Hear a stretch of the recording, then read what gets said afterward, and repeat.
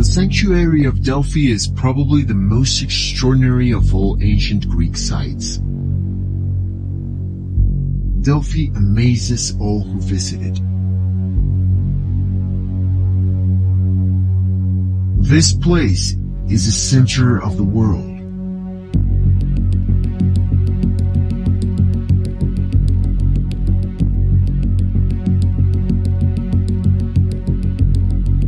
The ancient Greeks called it the Omphalos, which means the navel of the earth.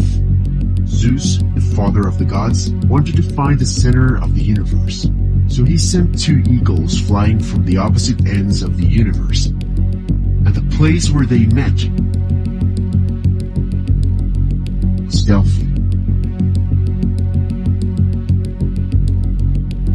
Welcome to Delphi, Indiana, where our storied past is fueling a stellar future.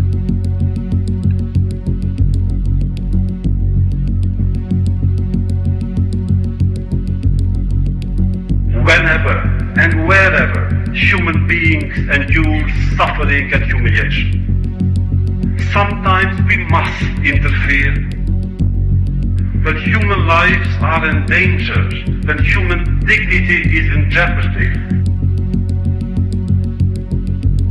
wherever men or women are persecuted, that place must, at that moment, become the center of the universe. Delphi himself. Meetings that involved the current sheriff was having meetings with him, preparing him before the primary season. And if anybody don't believe that, you got something wrong. Mike, is there a question?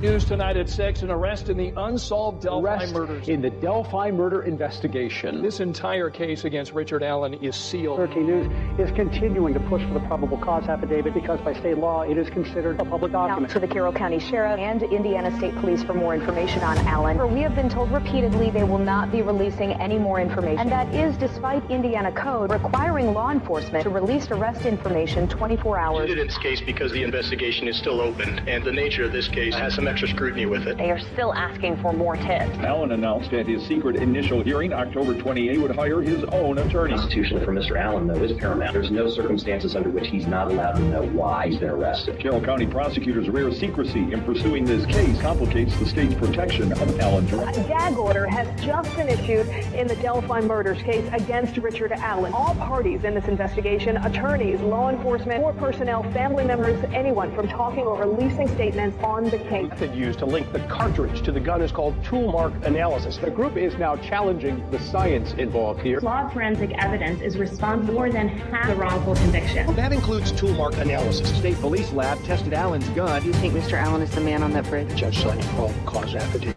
for the rest of him. He is innocent after 5 years of an investigation. Is this what it is? Is your client's the wrong guy? Our client's the wrong one. We have nothing to hide. Transparency is important. Everybody is presumed innocent. Everyone is given a chance and a fair opportunity to defend themselves. The Carroll County Sheriff was the one who objected to Allen being moved, which is why they had to file this legal motion. His attorneys say Liggett fabricated statements of several key witnesses. It changed that witness's statement to say that they saw a man in a blue jacket and that their clothing was blue. Now it'll be up to Judge Fran Gall on whether or not to grant the motion and hold a Franks hearing to determine if Liggett did indeed fabricate or withhold evidence that pointed away from Richard Allen. I believe Liggett fabricated or omitted evidence for political reasons. Search warrant and the arrest of Allen happened less than a month before the 2022 November elections, when Liggett was campaigning to be the Carroll County Sheriff. After more than 5 years with very few answers, Liggett rushed into accusing Richard Allen to make a big arrest before the election. No, I'm going to go on the record right now and say that they are trying to kill Rick Allen. Yeah. They want him to die. Yeah. It's like always like in and out, in and out. They don't want us to see it. Because he's my size. Chains and collars and leashes all over. It's all about optics. You don't have all of those people around Rick Allen because they want to keep everybody else safe. They don't want us to see Rick Allen. They don't want us to look at Rick Allen. They don't want us to see his face and his eyes. Remember when he came in June and he was all doped up and he was dissociative and he was experiencing psychosis from being tortured and starved and sleep deprived and probably withheld his medication. All of these things that they were doing to him so that he would show up looking like a zombie and couldn't protest or assist in his defense. Guess what? The eyes of the world are on them. They're not allowed to do that to him anymore, and they have tried to break him. And Rick Allen, he's not going to break. He has done a year in solitary confinement. A year. He's on the upside of things. Like if he's still alive, he's getting better every day. His attorneys get thrown off the case, and he turns to his wife and he says, "It's okay. You didn't break him. You're not going to break him. He's not guilty. Whatever they're trying to do, you're hip to it. It is not going to happen."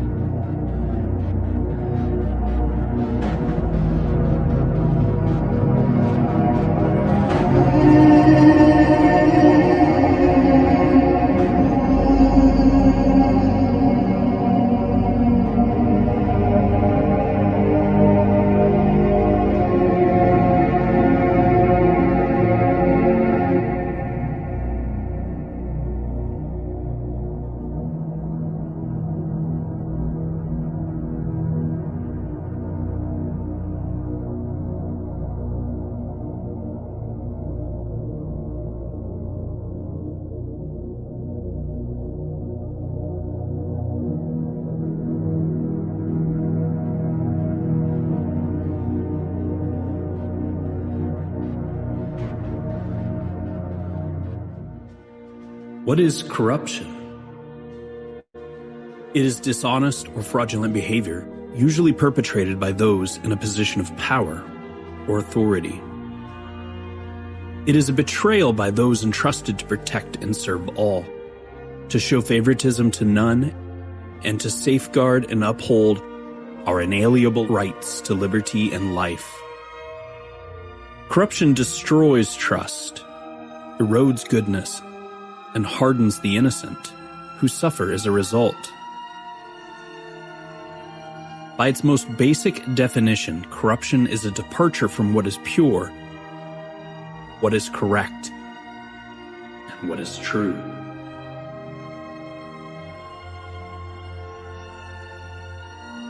In Fahrenheit 451, novelist Ray Bradbury wrote about what we leave behind when we leave this world. Everyone must leave something behind when he dies, my grandfather said. Something your hand touched some way so your soul has somewhere to go when you die. And when people look at that tree or that flower you planted, you are there. It doesn't matter much what you do, he said. So as long as you change something from the way it was before you touched it into something that's like you after you take your hands away. The difference between the man who just cuts lawns and a real gardener is in the touching. The lawn cutter might just as well not have been there at all. The gardener will be there for a lifetime. Greg, he was that kind of gardener. His legacy will be what he touched and what he left behind, long after he took his hands away.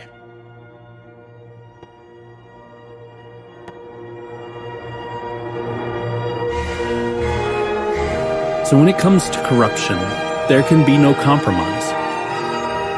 It must be exposed and rejected at every turn. We cannot tiptoe toward justice, knocking once or twice, hoping that someone is home. Justice is a door that, when closed, must be kicked in.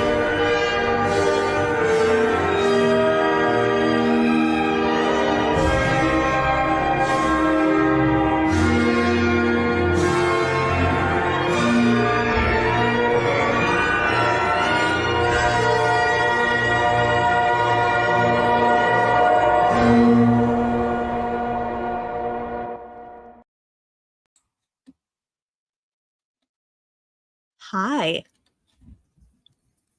How's everybody doing? Happy Tuesday. Happy day 2 of the state of Indiana versus Richard Allen jury selection. Who do we have in the chat? So many people. I'm not going to scroll all the way to the top. I need to be better about being on time. So if you're here and I don't say hello to you, I'll catch you next time. I'm sorry. Curious Luke, hello. Chelsea, hello. Dr. NB, my love. Ems, love of my life. Woman, hello. BB, hello. Tina, hi. We're going to talk about the sketches, Tina. Don't you worry. Hello, moi. Mandy, Hayes, Hammy, Braun, Bunny, a couple people I don't recognize. Hi, Sweet Lou, Woman doing a shadow ban, Estrella, Lana, Truth and Transparency. We're going to talk about what happened to you. We might have to share notes, my dear. Carrie, hello, Carrie. Marianne, hello. Joni, KO, Who Dis? Who Dis says, I wish the audio of Baldwin yelling at the media to do their job was included in that video. I know. I forgot to put it in. I got to go back and add it. Joni, Snarky, Lucha, Lee Lou, Hoosier. Hey, William, they have the wrong guy. They sure as fuck do. Hey, Hunter. Hey, Carbon. Carol, hello, my dear. I hope you sleep well. Oh my gosh, Miko's here. Hi, Miko.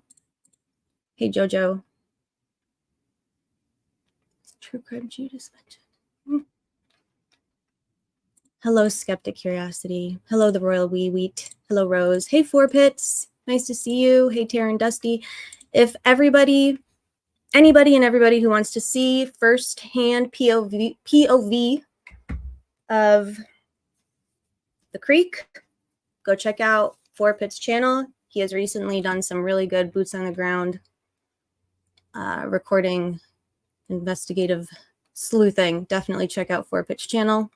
Hi, Taryn. Hi, Carbon. Jessica. Okay, I'm going to scroll. Hi, Natalie. Afton. Is Michael in here? Hi, Michael. Nobody, nothing. Carly, what happened to Lana? Lana is A-okay. Lana was nothing. Trolls. Probably Jerry Holeman. Like, let's be real. They called. They made a false report because they didn't like that she was reporting on what was going on. It's a bad day to be the state of Indiana. Hi, Kay. Hi, Michelle. POV is... yeah, I know, DB. I've heard that about you. Hi, Jayo. Yes, Josh Johnson. After things settle down in the case, maybe we can amplify that a little bit. Let me know. I have a feeling there's many more Indiana victims out there And I know you're the best person to speak on this case, so. No DNA incriminating the person arrested.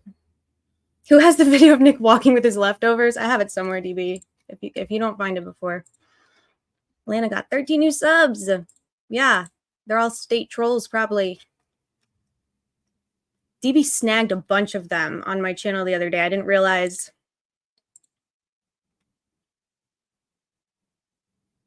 We need to expose. Judge Curie told Liggett it's not okay to enter without a warrant. Was that your case, Four Pits? I know that Judge Curie was the judge for veteran, the deceased Jesse Snyder. Judge Curie was the judge that was responsible for throwing out the unlawfully obtained evidence in that case. I don't know much about him other than that. Get times after speaking my opinion. Time bender. I don't know who timed you out. It wasn't me. I feel like we're all pretty chill here, time bender. You're welcome to stay and hang out. Just be cool, man. Hey, DB, is it on Chooch? No, I don't think so. So, Four Pits, you're saying Judge Curie was a good egg in that situation. He scolded Liggett and said that he couldn't. Is that what it was? If there's another fog reveal, I may find it. All right, y'all. I'm spitting mad. So we have 2 new motions. I think what I'm going to do this morning, if you're new, welcome to the R&M channel.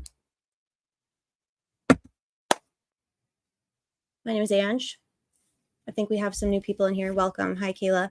So I think what I'm going to do is I am going to chill, baby. Chill, baby. Hey, Goblin. This live is going to be shorter. I always say that, and then they're not. I do want to break up the lives today because I would like for this live to be pretty straightforward information sharing about the 2 motions in limine that were filed, the sketches and the IPAS suit, which we have talked about at length on this channel before. I will link those in the description of this video for sure, but we're going to go over just the basics of them in this live. I'm going to take a little break, and then I'm going to come back, and we're going to rant and rave a little bit more later. But this live, I do want to cover those motions in limine that were filed. Hey, Judge Jessica. I watch every episode. Just don't comment. Lilu, you are so welcome to comment. We love everybody who comments. Everybody here is smart. We learn from each other. I learned so much from the chat. Chelsea is furious. You and me both. Goblin made coffee and cinnamon rolls. Let's gossip. William Tardy says, I will sub. Excellent. Captain America says, DNA? Love you, post-punk mama. She's very hard at work, and we support her. IPAS. Yes, Estrella. We're going to go over what that is. Carly P says, this is just unbelievable. I agree. Hey, Hammy. All right. So we're going to pull up the new motions. They are also linked, I believe, in the description of this video. If anyone likes to or prefers to read along at their own speed, you are welcome to pull them up. Michelle says, tell us about your fury. I will. Hi, Missy's Angel. All right. Well, I should have signed in first. I didn't. What else is new? Are there any updates aside from, I know 3 jurors were dismissed this morning. Do we have any other updates? We have 16 jurors. Thank you, Lana, my love. I'll send you a link later if you are around and wanting to hop on. I'd love to chat. Nick Mcleland probably got wind of how much. I do have a wolf named Boone. He will probably come interrupt us at some point.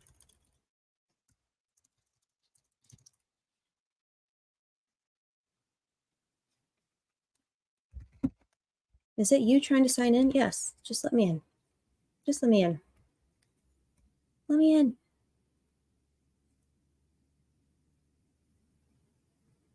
Okay, I'm in. Cool. Cool beans. This lives in my bitch. Here's a folder. I have already shared this, but I'm going to share it again if anyone wants it. Has the jury been sworn? I don't know yet, Michael. It's a great question.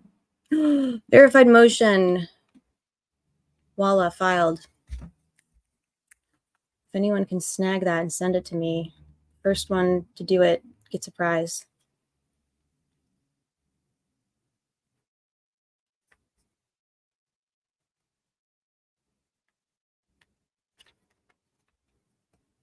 If there is, if anyone in here is being trolly, that's okay. You can just block them. That's a great thing about YouTube. It just lets us block people, and then we don't have to see them. And it's like out of sight, out of mind. It's very peaceful. Don't even get in the playpen with people that want to play, unless they're fun, unless they want to play and it's a fun game. Rick is innocent. I don't care what anyone says. Lawyer Andreas Lyin Slick Nick. I saw that. Okay, let me get started here. I shared the link to the drive where I'm going to be reading from. As I said, if someone prefers to read there, they can. So let's start with the sketches, because this is the one that got the most attention today, because it's the most obviously outrageous, in my opinion. Can everyone hear me okay? I imagine if you couldn't, you would tell me. So let's get into it. State of Indiana versus Richard Matthew Allen. Comes now, the State of Indiana, by prosecutor Nick Mcleland. Actually, no, it is KO, but that's okay. If anyone thinks that YouTubers are making money off of their YouTube streams, I encourage them to get a YouTube channel. I can't see Ben, so obviously they've blocked me. So just, be cool, everybody. All right, state's motion in limine regarding composite sketches. Comes now, the State of Indiana, by prosecutor Nick Mcleland. For the 74th Judicial Circuit. That's new. Nick learned something new. And respectfully request the court enter an order prohibiting the admission of or reference to composite sketches prepared by any sketch artist for the investigation of the murders of Abby Williams and Libby German, for the reason that a composite sketch is not relevant. Oh, admission would result in undue prejudice, confuse or mislead the jury, or is impermissible hearsay. And the witnesses who participated in the preparation of composite sketches will not be presented by the state for the purpose of in-court identification of the defendant. The witnesses that the state used to arrest Richard Matthew Allen are no longer relevant to the case against Richard Matthew Allen. Did we all hear that? Let's continue. In support of this motion, the state would show the court the following. Number one, the composite sketches prepared were intended as an investigative tool to generate leads to identify a suspect, and in fact, these sketches were not related to the identification of Richard Allen as a suspect. Therefore, the sketches would not be relevant under the Indiana Rule of Evidence. The witnesses who assisted in the preparation of the composite sketches of the bridge guy would testify that they didn't see the person depicted in their sketch for a sufficient length of time to allow them to positively identify the defendant. Therefore, again, under the Indiana Rules of Evidence, the composite sketches are not relevant evidence. That is very interesting. Number three, that if the court were to consider the composite sketches to be relevant, the probative value is substantially outweighed by the unfair prejudice, confusing the issues and misleading the jury, and therefore should be excluded under Indiana Rules of Evidence 403. A composite sketch reflects the police artist's interpretation of someone else's description based on the artist's synthesis of an infinite variety of facial features and configurations. Creating a composite sketch carries the potential suggestiveness of having a police artist interpret and possibly influence the perceptions of the witness. Wow, fascinating. Number four. Stop it. That the composite sketches would be hearsay or double hearsay under Indiana Rules of Evidence 803, and that the sketch is an out-of-court statement and a subjective rendering by one person using the subjective description by another person or witness and does not fall within a recognized exception. It is the state's belief that the defense intends to use composite sketches from the investigation as demonstrative evidence and for impeachment purposes, as they should. Sorry, I think we got something new. Yes, we did. Holy shit. All right, we got a Walla doc. I'm going to share that in a minute.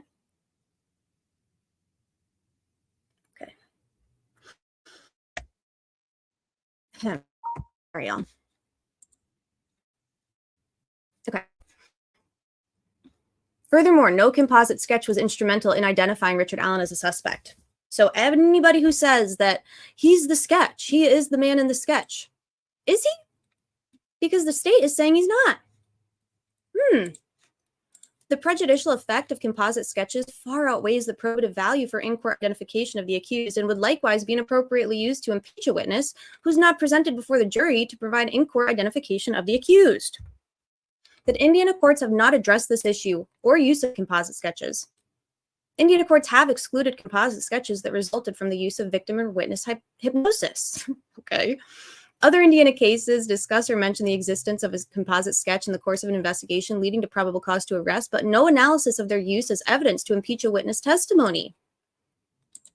Wherefore, the state of Indiana, by prosecuting attorney Nicholas Cletus Mcleland, respectfully requests this court to grant the following relief. A, order the defendant, his counsel, and witnesses to refrain from mentioning, commenting, or making any reference whatsoever, directly or indirectly, to composite sketches without first obtaining permission of the court outside the presence of and hearing of the jury. And B, to further order said persons to make no reference to the fact that this motion has been filed and granted. He's already, putting the cart before his dumb horse. And all other relief just and proper in the premises. Excellent. Nick, great. Fabulous. Excellent motion filed by the prosecutor. What do we think about it? Have we learned anything?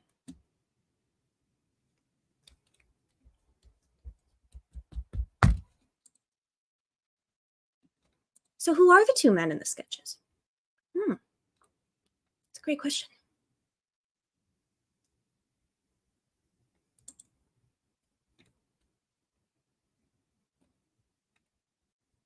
Wow. My blood pressure cannot handle this.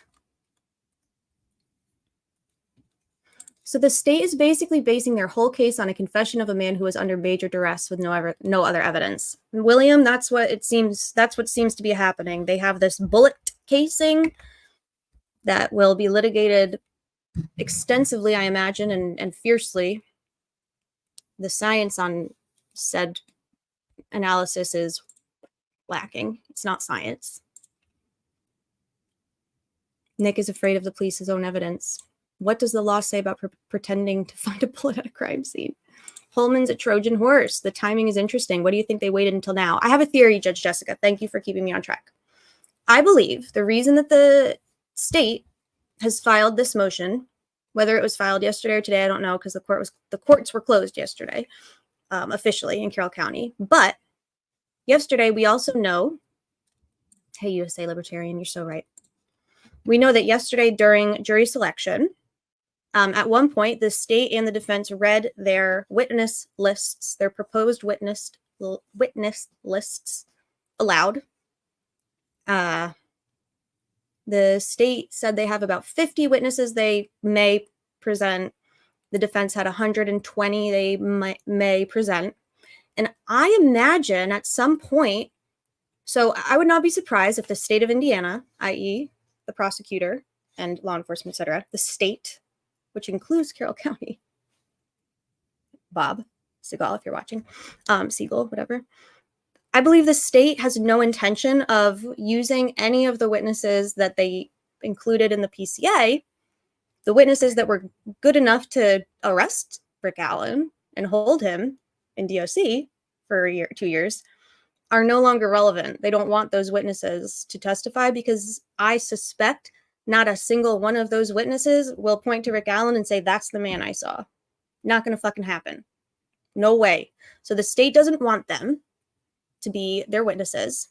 However, I wonder if on the defense's list of 120 names, if any of those witnesses, eyewitnesses, were named. Does the defense intend to call those witnesses so that they can say, that's not who the fuck I saw that day? Or I don't know who that is, but that's not who I saw. Or no, the guy I saw was taller. The guy I saw was thinner. The guy I saw had this color hair. He didn't have blue eyes. So it might be that the state's own original witnesses are going to be used by the defense, and the state is pooping its pants. Excuse me. That's my theory. I think that the state knows that those witnesses, the defense can certainly call them. The defense has the girls at the bridge on their list. There you go. Well, Solve that riddle. How does it feel to know you were right all along about how fucked this case is? It must feel good to say I told you so. It will feel good maybe one day in the future when Rick Allen is acquitted, exonerated, restored to wellness and safety, and very, very, very fucking rich. Then maybe I will have a little bit of peace and a little bit of vindication. But I understand what you're asking, Hammy, and I love you and I love your energy. The fact that an innocent man's life has been ruined and countless other people's lives ruined, $4 million wasted.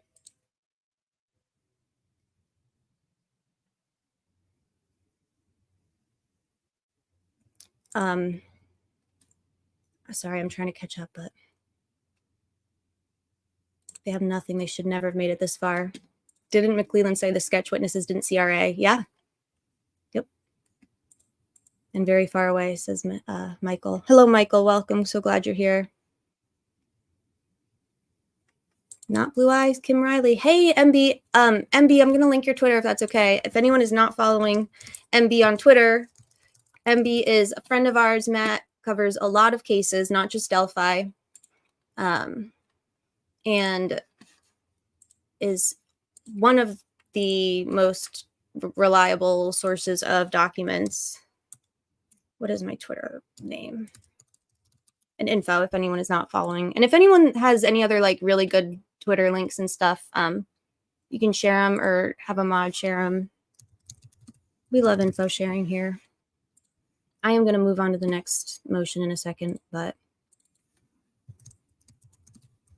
I'm just like dumbfounded. I wish that I could say I was surprised. Even if motions are in the morning and Judge Gull is just going to the end of the day, taking as many alternates until she feels comfortable. Actually, that makes me feel better. Sleuthy and I were talking this morning, Lena, about how 4 alternates doesn't really seem like enough given the sequestration. Given the sequestering, I feel like just the likelihood that something could happen in 5 weeks is pretty good. So I'm actually maybe a little bit relieved that she's leaving the possibility for more alternates just in case.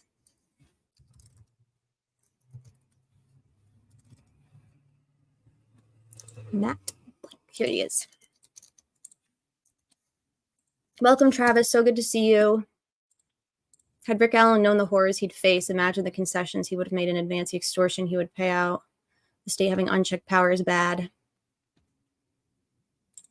Mike Jason B. Beza just found out the hair found in Abby's hand did not match Rick Allen's.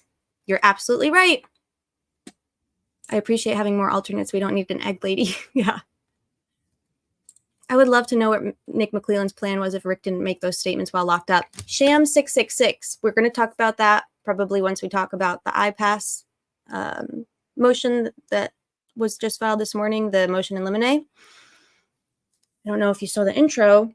My theory and the theory of other folks, other brave folks here, has been that they fully intended on killing Rick Allen in custody. They were going to kill that man, and they almost succeeded.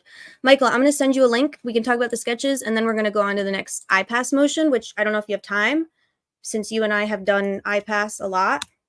You and I, actually, Michael put IPAS on my radar in March, and he was like, hey, check this out. And I did, and I said, holy shit.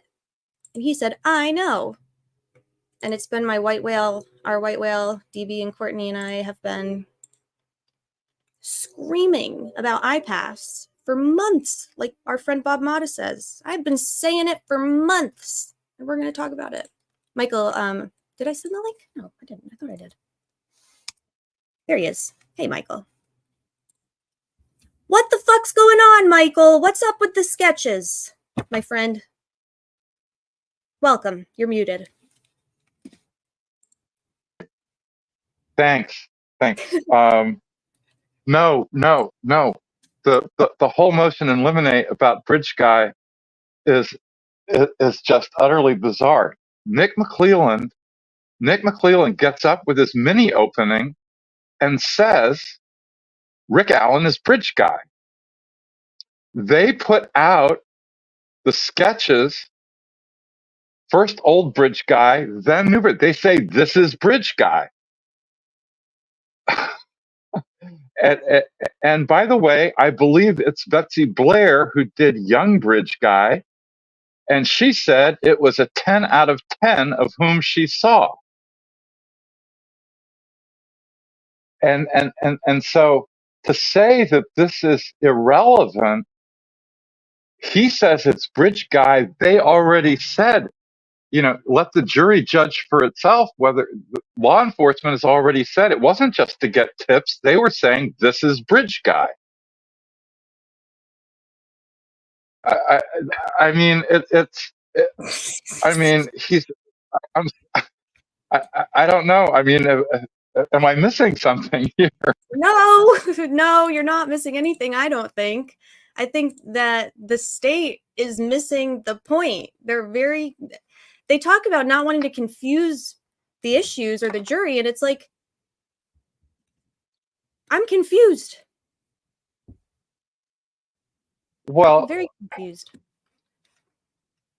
I mean, they say it didn't have anything, it's irrelevant because it didn't have anything to do with the identification of Richard Allen, but they're trying to identify Richard Allen via Bridge Guy. Now, if they wanted to leave Bridge Guy out, we could have an interesting argument. Mm-hmm. Yeah, we could. And I might actually appreciate that argument for once, by the state. Yeah, I don't know. I mean, I don't know who wrote this. I don't know what he's thinking. The idea that it's irrelevant is, and as I put up on Twitter today with a little Twitter lawyering, the statement by, the press release for the new, well, we got the press release, plus you've got Doug Carter saying they're the same person. Yeah. But it's law enforcement saying this is Bridge Guy. Yep. They have been saying, and that's been their biggest thing.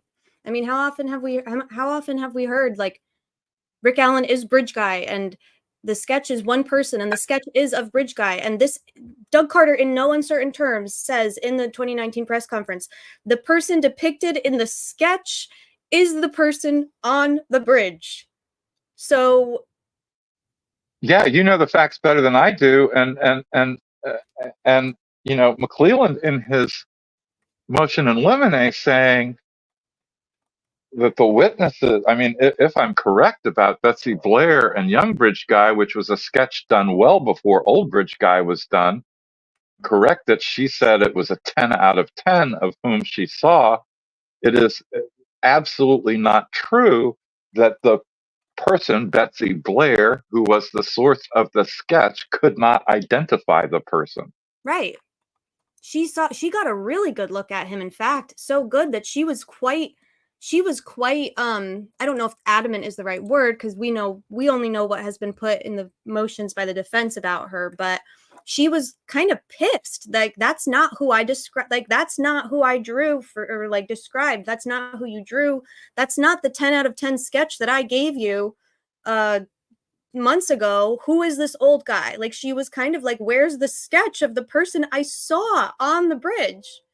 And I'm trying to get to the, maybe it's just a lawyer point, but what the hell is Mcleland? I mean, what the hell is Mcleland doing saying that the person couldn't identify? I mean, that's just, I don't know, Michael. The dishonesty of it on its face, practically. I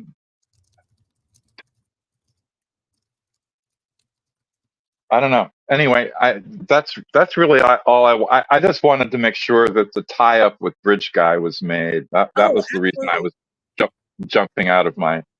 Thank you, Michael. You don't get as the prosecution to say for 30 3 years, this is Bridge Guy, come into court and say Richard Allen is Bridge Guy, and then say the sketches are irrelevant.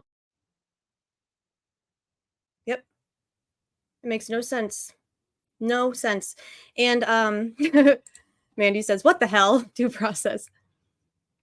You know, Michael, thank you for bringing that point up, because the way that you've aired this, your grievance with this has helped me remember Doug Carter did, in fact, and they have for ever since then, in fact, say the man in the sketch is the person responsible for the murders. He is the person that you see on the footage of the man on the bridge. They are one and the same, and they are the person that murdered the girls. And now they're saying that person is Rick Allen. So if A plus B equals C, now they're trying to say A does not equal C. They're like A plus B does not equal C. That doesn't make any fucking sense. So then he's not Bridge Guy. He can't be. Yeah, I don't. It's crazy. That's insane, Michael. I agree with you. Especially when in your mini opening you get up there and say he's Bridge Guy. Yeah. I mean that's our case. He's Bridge Guy. Lord. This is and insane. I mean it goes in a way, and it ties up with, you know, the I guess the Jerry Holeman switch that, you know, he always thought it was more than one person, except now it's only one person. Mm-hmm. I don't know. Anyway, yeah. It's crazy. You know, the IPAS, the IPAS thing, he leaves out. There's only, I mean, look, you don't need to read the IPAS thing. So there was a settlement agreement. Oh, we're gonna do it, but yeah, go ahead, Michael, because I got a lot to say about it. There was a settlement agreement about certain policies about how mentally ill people, for the most part, were treated in the Indiana Department of Correction. Yeah. That expired. It was going to expire. It was extended, as I recall. Yeah, he's wrong about the date. He got the date wrong in his motion. Well, what happened was, I believe it was in April of 2022, the ACLU of Indiana agreed for the settlement agreement to go away, saying that, I'm not sure why they did it, but they agreed to let it go away because the Department of Correction had already implemented most of the things in it.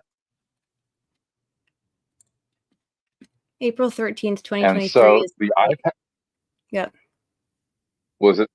Oh, it was 2023. Okay, yeah. So it was the day before. So it wasn't Rick Allen's hearing. It was the day before they held a hearing on Haldol, on involuntary medication for him. That settlement was, and I'm gonna, you know, show it a little bit later on, but that settlement agreement was basically terminated, or it was not. They declined to extend it further, and the day that it expired was April 13th, 2023. Right. So he's in admin seg before that, well before that. Mm-hmm.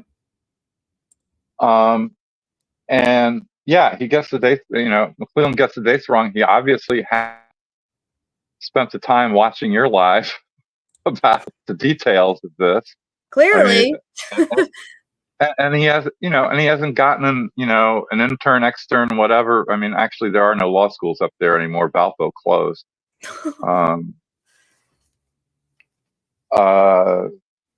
You know, to actually go get the pleadings and write a summary of it. And he didn't get the DOC policy. So the IPAS agreement is certainly relevant to the first bit of time that he's in. And the policies that were incorporated from that make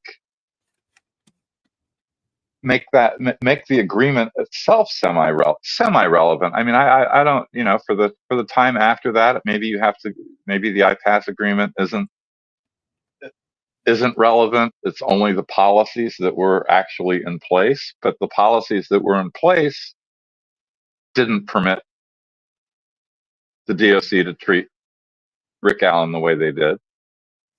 They sure didn't.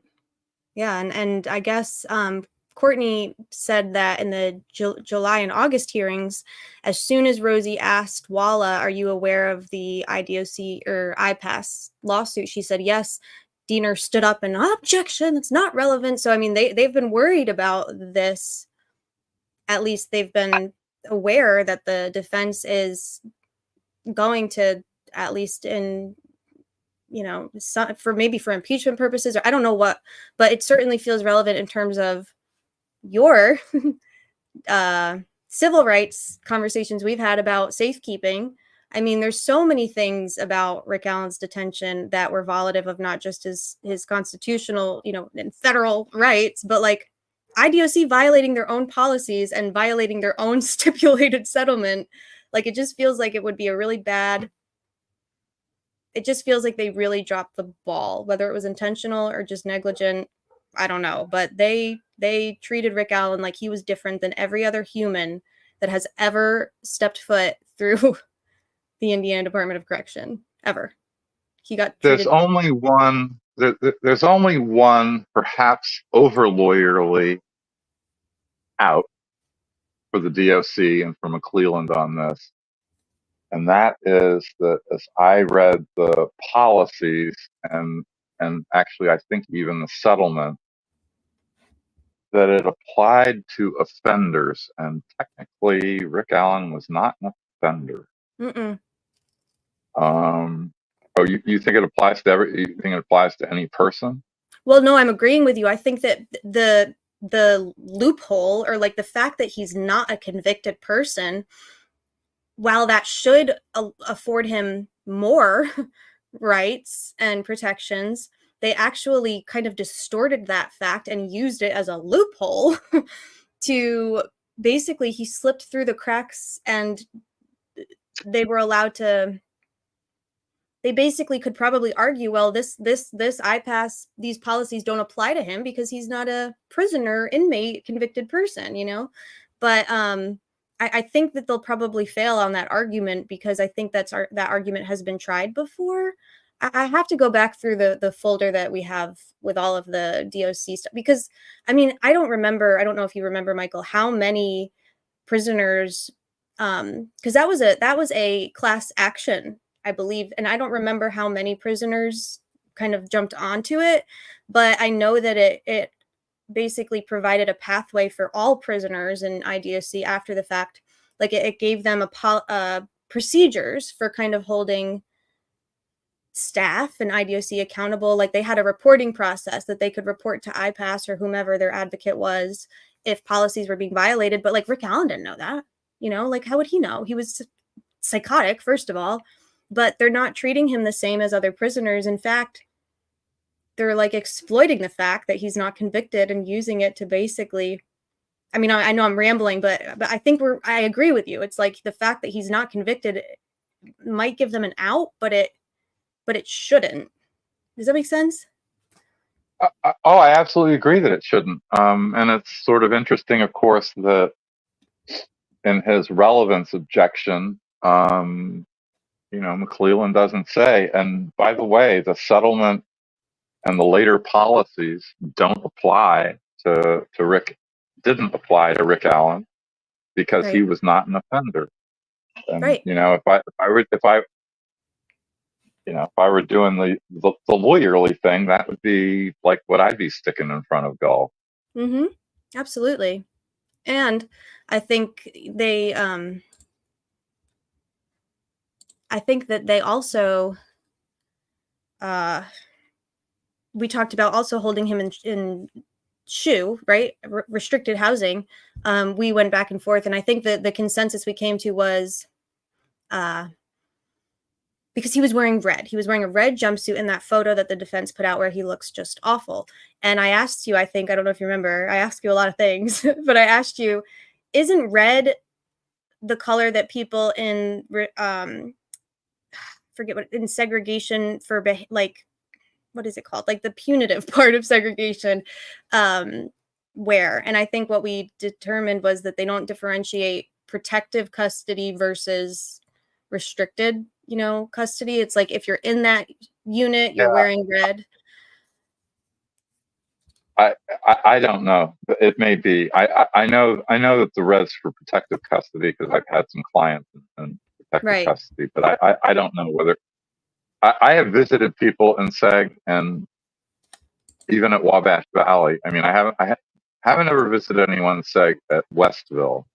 Right. But the people I've visited in Seg at Wabash Valley have not been in red. Yeah.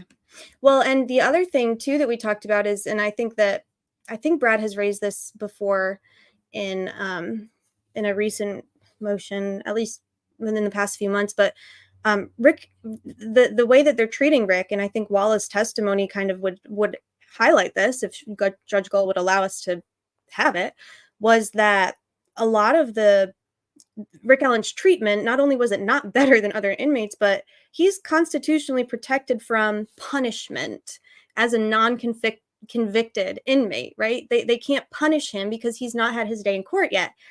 And yet, so many of the policies and so many of the behaviors and actions by the state or DOC and the guards towards Rick, I mean, they even say, oh, we gave him his iPad back because he was on some kind of a behavioral thing. They're treating his mental illness like it's a behavioral thing. They're tasing him. They're treating him in these punitive ways. And it's like, they've been punishing him despite his non-convicted status. They have him in the segregated unit with all of the most violent people. They're not allowing him even basic, provisions that any inmate should have, especially one with serious mental illness, and they're violating their own stipulated settlement brazen, like outright. I mean, this guy, they said he should not be in seg for more than 30 days, period. And Wallace said, right. But the safekeeping order, they determined in that hearing on April 14th, that secret hearing about Rick's meds, they determined that safekeeping would trump the IPAS seg policy. Who? Why? How? Like, I don't remember reading anything in the stipulated agreement about safekeeping trumping that, but they just kind of make their own rules. Well, that'll all be well and good for the part of the case where they are pointing out that Rick's confessions were the product of mental illness, but it's heartbreaking to me that as early as even February of 2023, nobody was filing a federal lawsuit to get injunctive relief to get him out, because that's kind of water under the bridge at this point. Yeah. And I have a lot of questions and a lot of theories about what might have been going on behind the scenes. I know Brad and Andy, certainly Brad, during that safekeeping hearing said, we've been in a war with DOC and Carroll County over this, over trying to get Rick out. And Liggett said, yeah, I know. Like he said it was a war. Now, we didn't hear anything about it as the public. We didn't know this war was going on, but it was bad enough already in April 2023 that Brad files that tort, notice. I mean, I don't know. I agree with you about feeling like perhaps more or different things could have or should have been done. I'm glad he's out now, but part of me is like, but what about the year and a half? I mean, his brain might never be the same, It's devastating. Yeah, anyway. And I guess I'm just saying, instead of a tort claim, they should have been, and it's a recurring problem. People who practice in state court very often don't realize there are federal court remedies for stuff that's going on. Let me say not very often. I won't say very often, but often enough. And because maybe it isn't that often that there's a federal remedy, they just don't think about it. Right. I mean, one case that comes to mind is also just drove me insane was a case involving a dreamer, a guy who was born here. His lawyer didn't realize that. Actually, he wasn't born here. He was brought here very young. Didn't realize he was an illegal immigrant. Ticked off the box, entered a guilty plea that ended up resulting in the guy's deportation. And instead of and his conviction was eventually, he wasn't advised of the immigration consequences of his guilty plea. Eventually, in the Indiana Supreme Court, he won and had his conviction reversed, but nobody had filed earlier in federal court, which they could have done with a habeas petition, to prevent his deportation. Right. So by the time he'd won, he'd been deported. Yeah, he's deported. He'll never, and he'll never be able to come back. You know, there is no remedy for that. Yeah, maybe he won his case here, but yeah. And if he was, did you say he was a dreamer? He was under like DACA? No, he wasn't. He was. Oh, okay. He was, well, a dream. You know, I mean, he was a dreamer in the sense he was brought here as a kid. Yeah, right. He wasn't. Yeah, he was actually. He would have been a dreamer. I mean, yeah. So I mean, had his attorney not done that, and had he not been deported and everything, he probably could have stayed and gotten. You know, he probably could have filed under DACA and all of that. It's just, yeah, it sucks when that. Well, or he could have, he could have pled to something that wouldn't have led to his deportation. For sure. Yeah. I mean, but all I'm saying is that lawyers, and maybe Travis comment on this more than I can, but lawyers who spend their time practicing in state court just don't think of the federal remedies out there, or what additional federal things they can do. Yeah. Winning it out in state court. Yep. And my guess is that the tort claim thing. So that's a state court thing, and when you're going to sue a state entity in Indiana, you got to file a claim first. I don't believe you'd have to file a tort claim to go to fed court for an injunction on his treatment. I mean, you just wouldn't. Right. And because it's not a state claim. I mean, you would have to if it was what's called a pendent state claim. In other words, you have a federal claim and you have a state claim, and you can bring the state claim in federal court if you do the things necessary for state court, and the fed court will hear the state claims. But this was a straight up civil rights violation that you wouldn't have had to file a tort claim for. But again, in state court, lawyers think in state court categories. Sure. Yeah, that makes sense.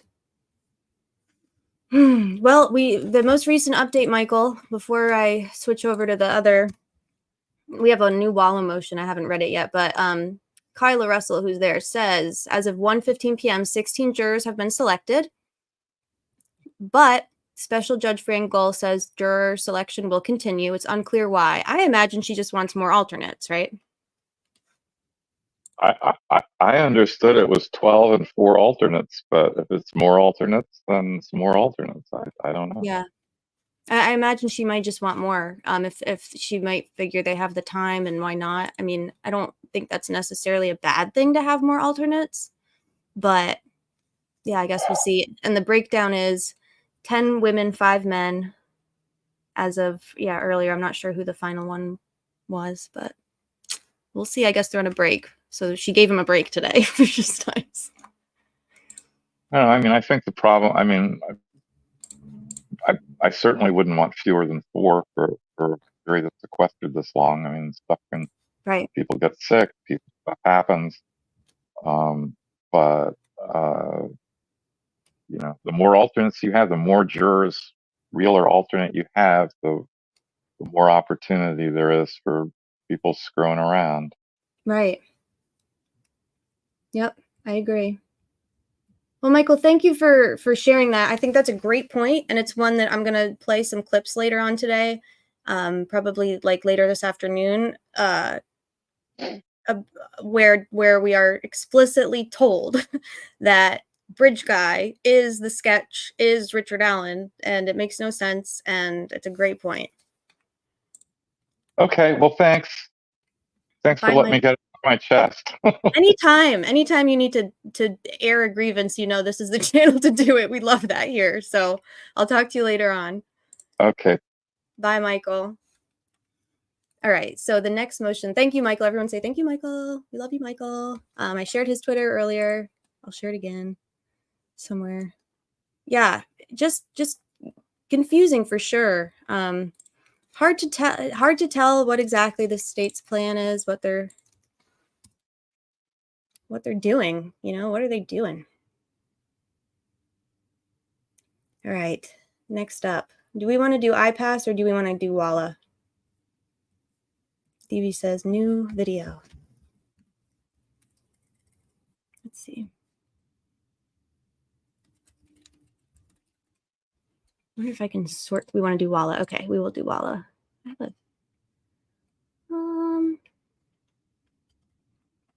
it at the top or at the bottom? It's at the bottom. Here it is. We ready? Here's our new video from. Oh God. Hold on. But the dude has coke dealer hair. But the dude has coke dealer hair. But the dude has coke dealer hair. Oh shit! I want to watch it again. But the dude has coke dealer hair. But the dude has coke dealer hair. But the dude has coke dealer hair. It's so good. That's pretty good. Let's give a hand to our to our IT creative genius, DB. We love it. Amazing. I don't know if anyone was able to catch Andrea Burkhart last night. I'm going to share. Okay, and then I'm really going to go through these motions. But I really wanted Michael to come on because he made a really good point. It's not just crazy that they're trying to exclude the sketches altogether.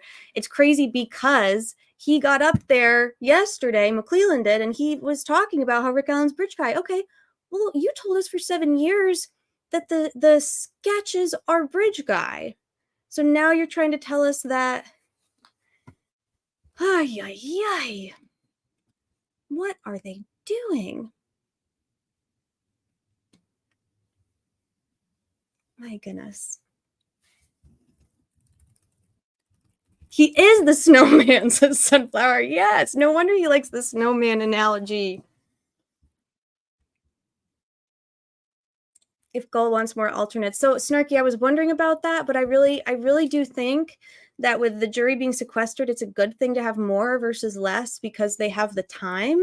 But I guess we'll see. Four alternates originally when we heard 4 just made me nervous because it didn't really feel like enough. 5 weeks of anything can happen in 5 weeks to a sequestered.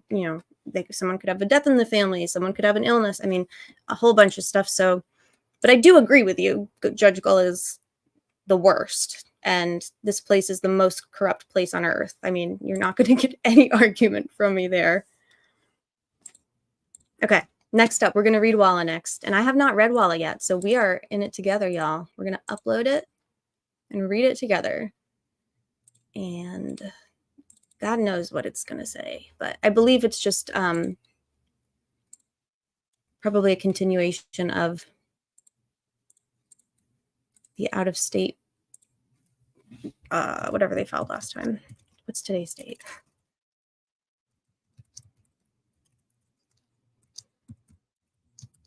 I can't see the chat right now. I don't know how many people are here, but welcome. If you're new, if you're not, welcome back. Here it is.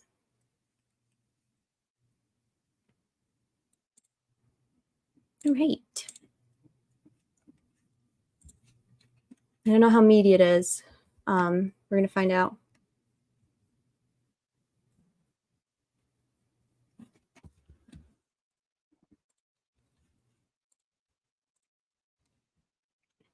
State of Indiana versus Richard Matthew Allen. Verified motion for certificate of appearance regarding out-of-state witness. Comes now. Bradley A. Rosie. Counsel for defendant Rick Allen, pursuant to code, respectfully requests that this court issue a certificate of appearance under seal of court directing witness Dr. Monica Walla to appear and testify at the jury trial in this cause. In support of said motion, Attorney Rosie swears and affirms the following. Jury trial is set to commence Monday, October 14th. Let me make sure this is the right one. Yes, okay. Opening arguments will begin on Friday, October 18th. While awaiting trial, defendant Allen was detained for a period greater than 1 year in the Westville Correctional Facility maximum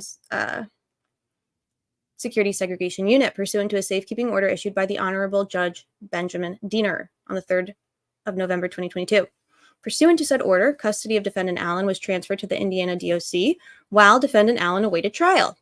While at that facility, defendant Allen was assigned to psychologist Dr. Monica Walla, who was at the time employed by IDOC's third-party mental health provider, Centurion. Hey, Mar, welcome.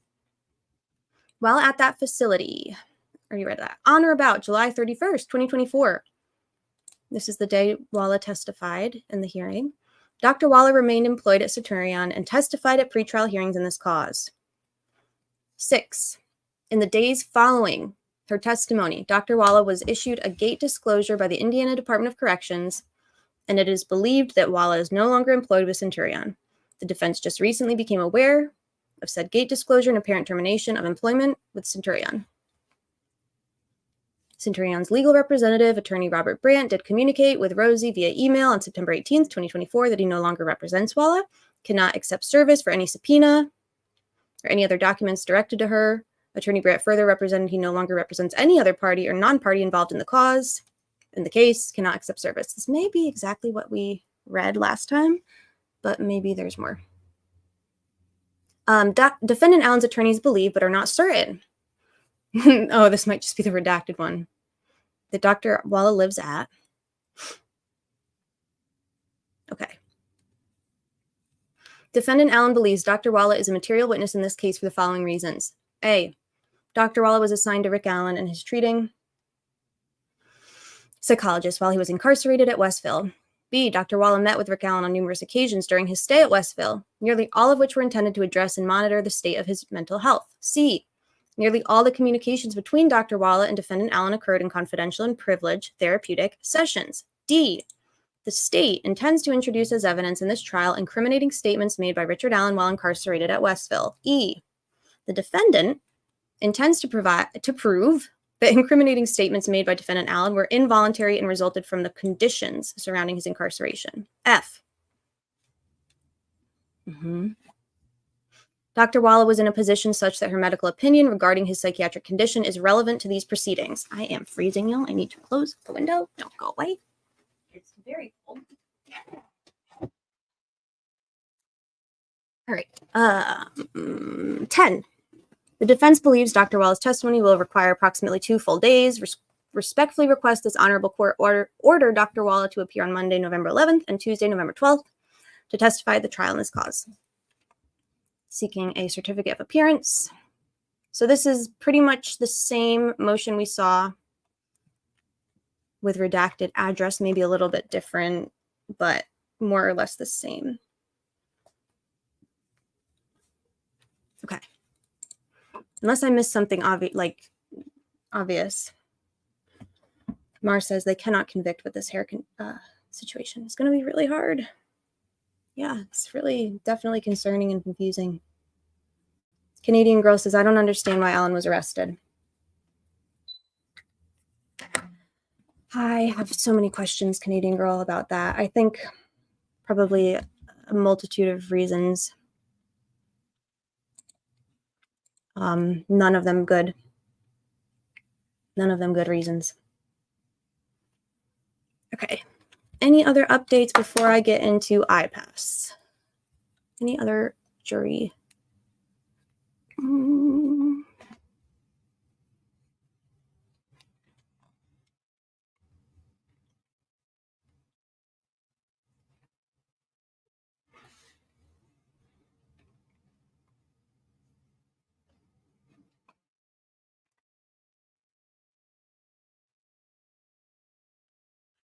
Gosh, I swear the media sucks. I'm sorry. You suck. I'm not gonna go on a media tyrant today. Does Ange ever have a bad hair day? Yes. Yes, Rosie. Trust me. But thank you.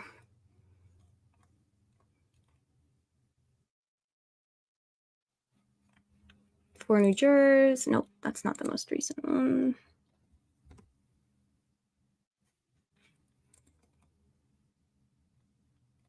Okay.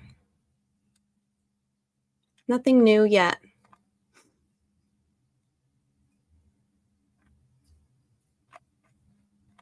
Guess we'll see. A lot of the news are not using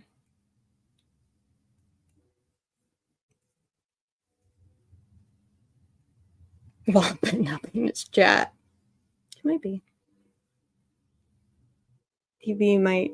Oh, I meant to say the other day, DB gifted a bunch of memberships. Very generous, very appreciative. Thank you, DB. If anyone did get a membership, thank DB. I didn't realize when you give someone a membership, if they're watching your channel, watching a live, and they have that option turned on, and they're just lurking, you might snag them, and they might get a membership they don't want. And then you can see who's been lurking. There's a couple people that hate my fucking guts who are now members of my channel. So welcome, all of the lurkers. That is so funny. It's Walla, not Walda.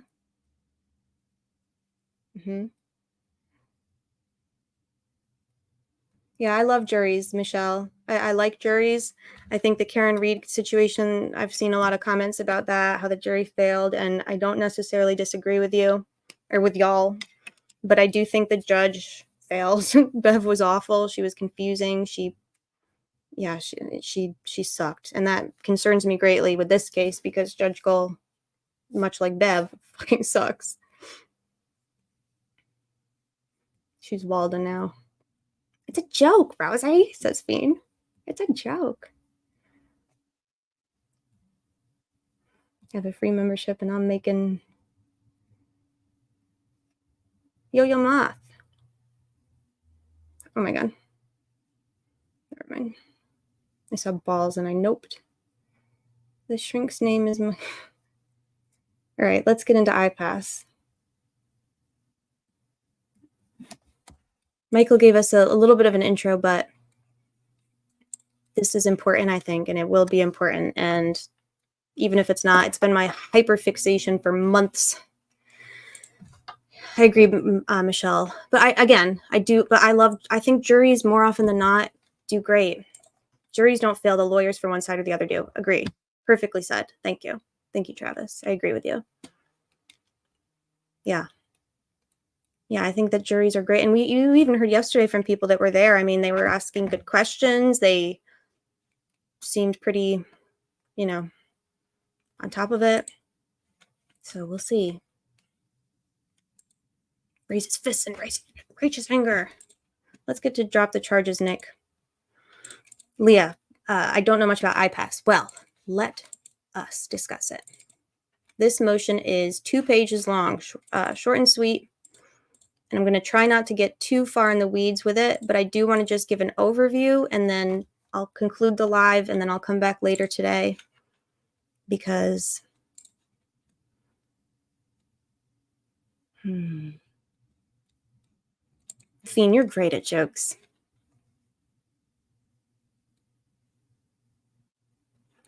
Juries also only get to judge based off what the judge allows, which is often why they struggle, 100%. Do we know why Gull dismissed 3 of the agreed-upon jurors from yesterday this morning? Dennis, welcome. I don't think we know yet as to why the 3 were dismissed. I think that we saw 2 reasons given on one of the news Twitter accounts. It wasn't super specific. It said childcare, something else, and unknown reason. So I think 2 of the reasons are known. One of them, as of this morning, was still unknown. But if I see anything specific or definitive, I will share that with all of you. Smash your DNA on the like button. Yes, please do. Share, subscribe, report, unsubscribe. Don't report, don't unsubscribe, but definitely share. Thanks, DB, for the membership. IPAS. Oh, I'm not sharing my screen. I do that 10 times alive. State's motion in Limine regarding IPAS settlement. Comes now. The state of Indiana. Thank you, Skeptic Curiosity. Childcare issues. One juror was diabetic and was had health concerns. And the third issue, we're not sure. I got shadow banned. Yeah, make sure your subscription notifications are on. And if I'm shadow banned, well, la-di-da. Comes now the state of Indiana by prosecutor Nick Mcleland for the 74th Judicial Circuit. Respectfully requests that the court enter an order prohibiting the admission or reference to the Indiana Protection and Advocacy Services Commission, hereon known as IPAS, versus the Indiana Department of Correction lawsuit, any findings that the court or the IPAS settlement, as referred to by defense counsel during hearing on motion to suppress and in various depositions, for the reason that said lawsuit or settlement is not relevant to this cause. In support of this motion, the state would show the court the following. The IPAS lawsuit and settlement agreement has been used as an exhibit by the defense and has been referenced in questioning at prior suppression hearings and in depositions.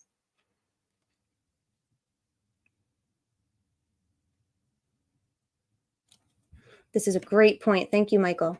Michael Ausbrook says, we want the jury sworn in as soon as possible because jeopardy then attaches. So if Nick Mcleland's case falls apart, as it has begun to already, it will be over for Rick Allen permanently. They will never be able to charge him again with this because double jeopardy would attach as soon as the jury is sworn. Thank you, Michael. That is a question somebody asked earlier and I didn't have the answer, and now we do. We want the jury sworn. To the state's knowledge, the settlement agreement was extended to 1 year after the dismissal of Mass v. Indiana Department of Corrections, which occurred July 23rd, 2019. Therefore, the IPAS settlement was scheduled to terminate on or about July 2020. That is factually incorrect. Richard Allen did not enter IDOC until November 2022. He was in safekeeping status while housed pursuant to this court's order. The defense has used the IPAS settlement and other documents from the lawsuit as exhibits to examine or impeach witnesses who were not a party to the suit, were not employed by IDOC, and or did not have a responsibility in creating IDOC policy in response to the lawsuit. 5. The lawsuit against IDOC or the IPAS settlement is not relevant to the question of the defendant's guilt. It should be excluded under Indiana Rules of Evidence 401. The mere mention of the lawsuit would be misleading and would confuse the jury, and therefore it should be excluded under the Indiana Rules of Evidence, Indiana Rule 403. In addition, the spirit of multiple other rules of evidence, specifically 407, 408, and 409, indicate that judicial proceedings and settlements on extraneous matters are generally disfavored. Wherefore, the state of Indiana, by prosecuting attorney Nick Mcleland, respectfully requests this court grant the following relief.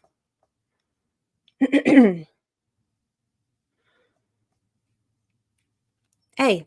Order the defendant, his counsel, and witnesses to refrain from mentioning, commenting, or making any reference whatsoever, directly or indirectly, to the IPAS lawsuit, court findings, or settlement agreement, without first obtaining permission of the court outside the presence and hearing of its jury. B. To further order said persons to make no reference to the fact that this motion has been filed and granted and all other relief just and proper in the premises. That's great. Will Judge Gull grant this? Maybe. But we're going to make reference to it, and we're going to talk about it. So Nick is worried because the defense has included the IPAS settlement in motions, in depositions, in their motion to suppress, which means they are talking about it. Jury sworn. Oh, are you talking about this jury, Michael? Sorry, I haven't been watching the chat.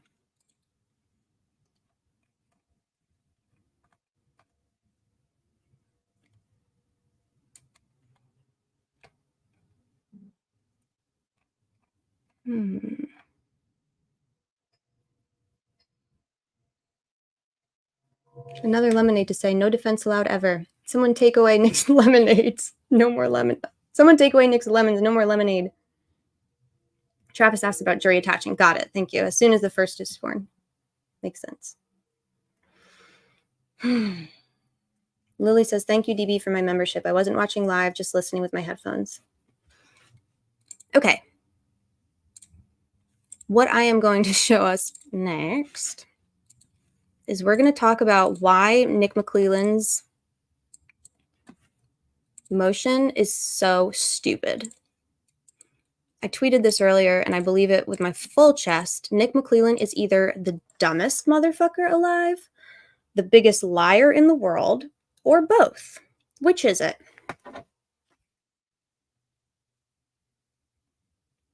Who knows?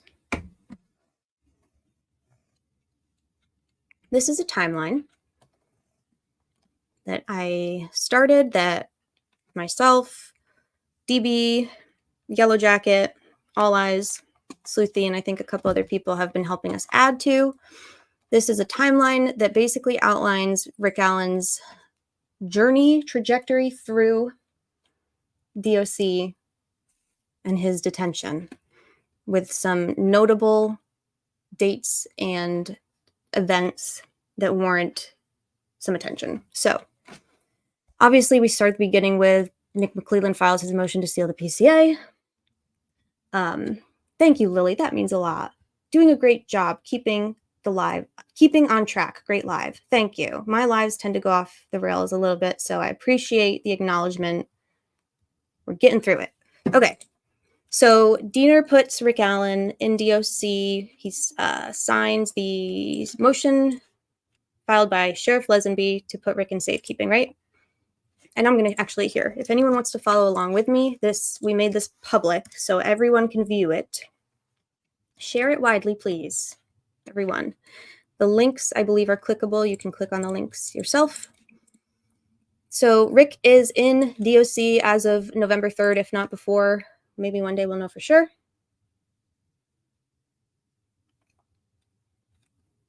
The thing that I want to point out, though, that is most relevant is if we scroll down to, so Rick Allen begins deteriorating probably, so the defense says Rick Allen begins deteriorating after the new year. So they notice his physical and mental health declining rapidly starting like January 1st, right?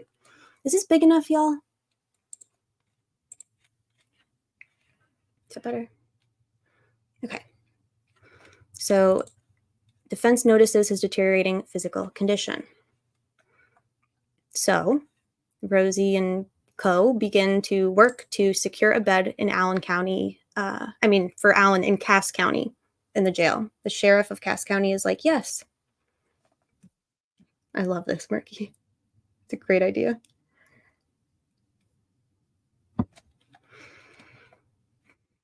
Okay, so February, March, we don't know much about it as the public, but we imagine that Rick was not doing well.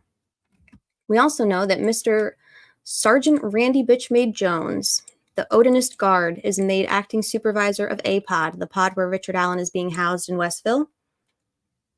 He is made acting supervisor in late February, early March. Around the time Rick's mental health begins to decline rapidly. March 20th, we've got council meetings that are on my channel. If anyone hasn't seen them, go look. Older Carroll County Council meetings where Nick just is freaking out because his case is not good. He needs money. He needs manpower. He needs help. If I don't get additional funding, I can't successfully prosecute this case. March 21st, 2023, per Dr. Wallace's testimony, Rick Allen took God into his heart. What do you mean by that? Let's see. This is a comment article. I believe if you click on the link, it'll take you there. Dr. Wallace said that Rick Allen was on constant observation. There's a video camera in his cell, and when he traveled to recreation for medical services or to meet with his psychologist, he was accompanied by 2 officers, as well as a third with a video camera recording his movements. Agree totally, pure blood. Excellent comment. All taxpayer money for this bullshit case. It's really a travesty.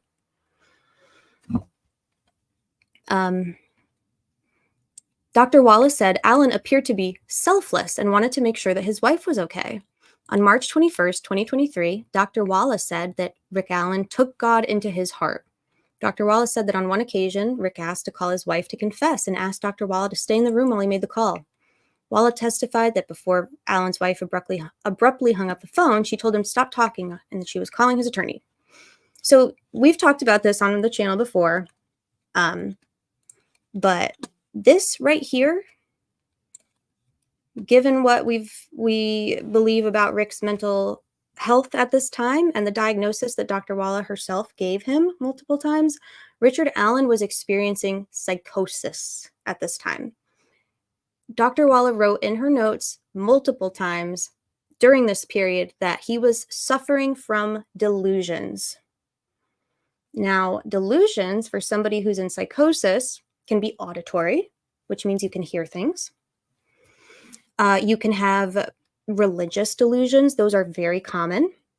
Sometimes people believe that God is speaking to them. Sometimes they believe that they are a deity. And these are not just like passing, fleeting thoughts that somebody will have. If they're having delusions, they are as real as you and me right here. They are as real as this computer that I'm touching. That is as real to me. This computer is as real to me as a delusion is to somebody who's having a delusion. Okay, it's not just some abstract kind of fleeting thing that they can tell is not real. A delusion to that person, that perception, that's their reality. They believe it. It's very, very fucking sad and scary. Ivy Vine's IPAS is the Indiana Protection Advocacy Services. It's a lawsuit that we're going to cover. You're right on time because I'm about to get into what it is exactly. But what you need to know so far is that the state, the prosecutor, is trying to eliminate out any and all mention of this lawsuit. Okay. Yes, and certain medications, including Haldol, which is an antipsychotic that is often used for psychosis. It's not a bad drug. Haldol is not a bad medication. It's actually for people that need it when it's used appropriately and responsibly. It can make the difference between someone being psychotic or not. The problem is when it's used to coerce or when it's used irresponsibly, or if it's used and it's not the right medication for somebody, it can have horrible adverse effects. And Haldol can make you very suggestible. It can make you very, it can exacerbate symptoms. There's all kinds of things that can happen with it. I'm not going to get into it because I'm not a doctor. I'm just a therapist. So I can't speak on specifics about medication, but it is an antipsychotic, and it seems as though in this case, Rick was on it for a very long time. And much of that time, it appears that he was on it involuntarily. Miku says, psychosis is a nightmare. It's horrific. There's no imaginable way to explain it unless you've experienced it. That's absolutely true. It will be interesting to hear what the actual dosage was that he was given. If he was given injections weekly and oral nightly, which is what Walla testified to, that's a lot. That would seem to us, to lay people, that seems like a lot. Buddy Rich says, Dougie said no DNA found. Hair in Abby's hand was not Rick Allen's, therefore unusable.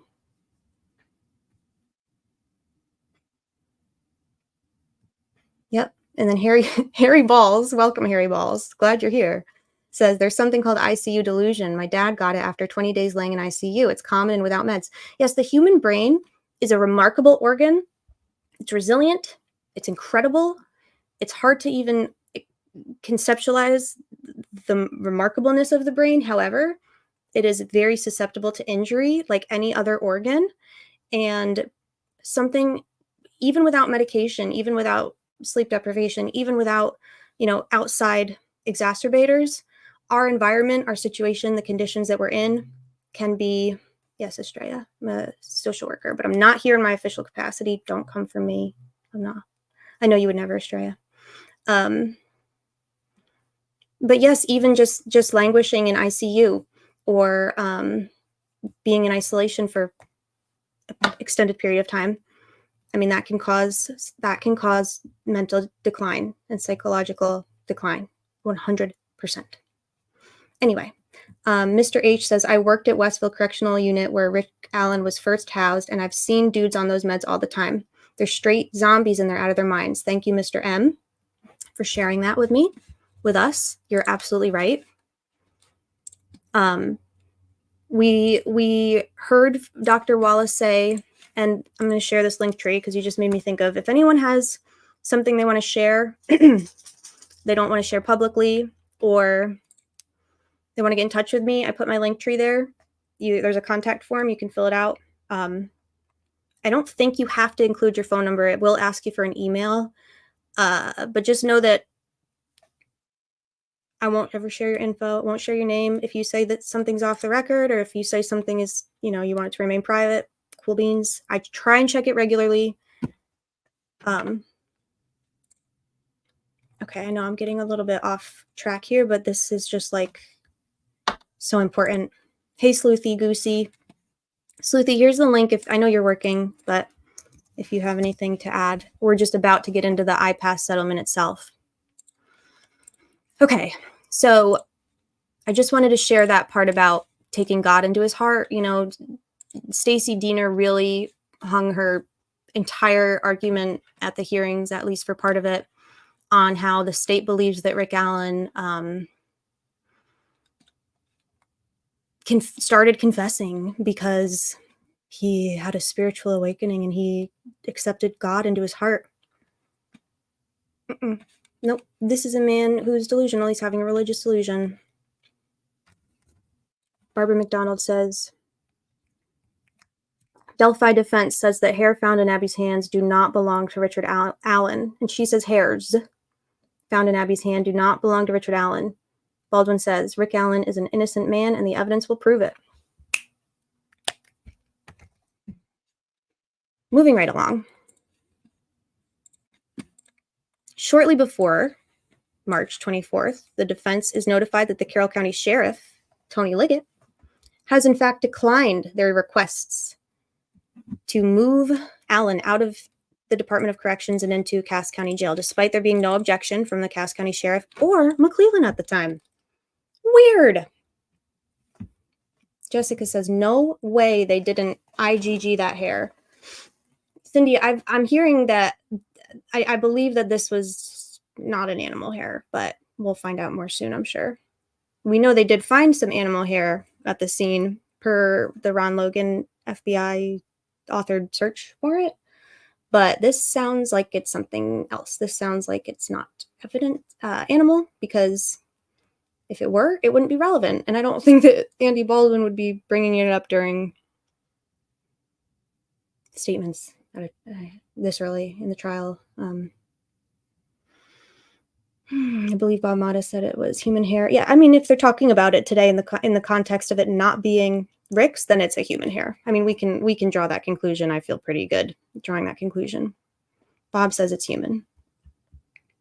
Lily says, great timeline. Thank you. I did share it. I meant to star it. I forgot. And this is, so the All Eyes on Delphi case resource hub is where is the only link you ever need. This is probably a close second. And this, everything that is on this, most is on All Eyes' hub too. The only thing about this is that it just gives a little more detail as to the relevance to IDOC, but you can get all of this info and all of the mentioned documents and info and everything off of All Eyes on Delphi's. Incredible. Amazing. God damn fucking fabulous. What are we calling it, All Eyes, if you're in here? I haven't seen you, but I know you're busy, but if you're in here, is there something specific we should call this? This is the All Eyes on Delphi resource. Harry Balls, you're the first to say my name. You can't see it all, though. It's Harry Balls on you. Love it. I love it. Welcome, Harry Balls on you.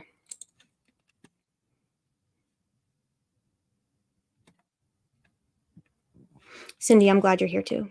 Thank you. Sometimes I'm like trying to move really fast and I'll like read something in the chat, and because I'm trying to go fast, sometimes like I sound a little intense. I'm so sorry if I promise I'm so grateful for everybody who's here. All 326 of you. Let's continue. The All Eyes on Delphi link I shared is literally the hub of all Delphi info. Couldn't have said it better myself. The document we're going through right now relates to the most recent motion in limine filed by Nick Mcleland, the prosecutor. He's trying to exclude all mention and reference and evidence regarding the Indiana Protection Advocacy Services or the IPAS lawsuit and the IDOC settlement agreement, which we're going to read. So we're getting there. We're almost there. March 24th. This is when shit really starts to fall apart. JD Lyin, new person to this universe. What it do, y'all? Welcome, JD Lyin. I'm so glad you're here. So glad you're here. I'm trying to run through stuff quickly. It's not happening, so this live is not as short as I hoped it would be, but it's nice to see you. March 24th, the defense meets with Richard Allen at Westville and provides optimistic news about his case. Allen was polite, inquisitive, and thankful. The defense did note his deteriorating physical condition that was observed dating back to the beginning of the new year. So 3 months now, they've been noticing he's deteriorating. Soon after this, investigators were made aware by the warden of Westville, John Gallipoux, the warden who is no longer with IDOC. He was laterally transferred to another facility last year. And then earlier in this year, in September, as of September, he is no longer employed by IDOC. Oh God, I got a rogue key, guys. I'm so sorry. Oh my God. Okay. So the warden, for some reason, is making investigators aware that Rick is acting strange. That, to me, is strange and inappropriate. Sometime between March and April 2023, Odinist Sergeant Randy Bitchmaid Jones, I want to do something really quick. Sergeant Bitchmaid Jones, middle name is Bitchmaid. It's on his birth certificate, allegedly. Oh, motherfucker. I need to unplug this. Oh my God. Mayday. Hold on. Jesus Christ. Okay, we're going to unplug this. If you're new here, welcome. I have a rogue key. I've taken the key off the keyboard and it still acts out. It's haunted. Okay. I'm starting to lose it, guys. Stay with me. Investigators are made aware of the warden that Rick Allen beginning to act strangely. Then, sometime between March and April 2023, Sergeant Randy Jones, he begins wearing patches on his IDOC uniform. Bitchmaid Jones was JD Lyon's nickname in high school. Welcome.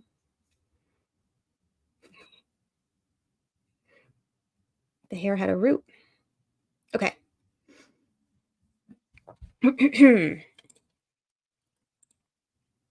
So Rick is deteriorating. There's some indication that at the end of March, he's already having delusions. Around the time he's having these delusions and talking about them with Dr. Walla, Randy Jones begins wearing an Odin patch on his chest. So weird. He just felt like it all of a sudden. He just felt like proudly displaying his Odinist patch. April 1st, 2023, Rick is placed on suicide watch per warden Gallipou's testimony. Now, there is some conflicting testimony about this, so I'm not going to get too attached to that, but the beginning of April is when all of these incriminating statements begin, right?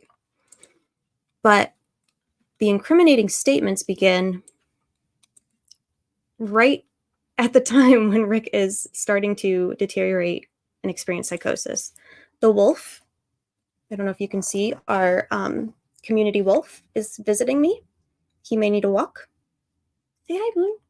He's looking out the window. He's smelling all the stuff. And he's now coming to say hello. So I'm going to take him out really quick. But I am going to finish going through this first. And I'll share the IPAS settlement if anyone wants to read it. And I'm going to try and go really fast. And then I'll be back. But actually, he needs right now. So I will be back, y'all. While I'm gone, I'm going to play a video just for fun because it's boring staring at the screen. Don't go away. BRB.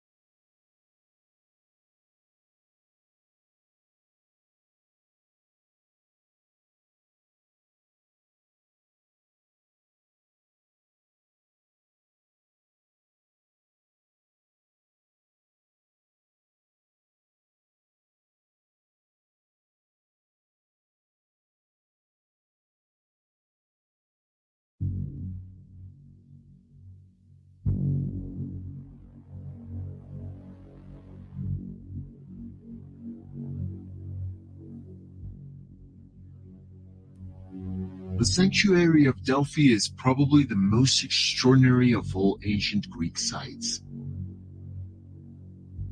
Delphi amazes all who visit it. This place is the center of the world.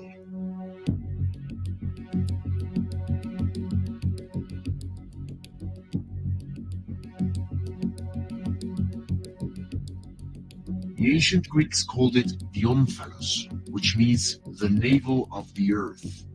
Zeus, the father of the gods, wanted to find the center of the universe, so he sent 2 eagles flying from the opposite ends of the universe. And the place where they met was Delphi.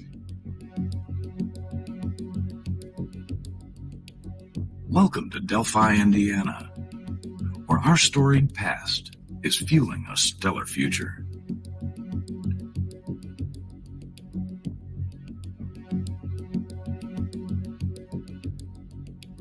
Whenever and wherever human beings endure suffering and humiliation, sometimes we must interfere. When human lives are in danger, when human dignity is in jeopardy,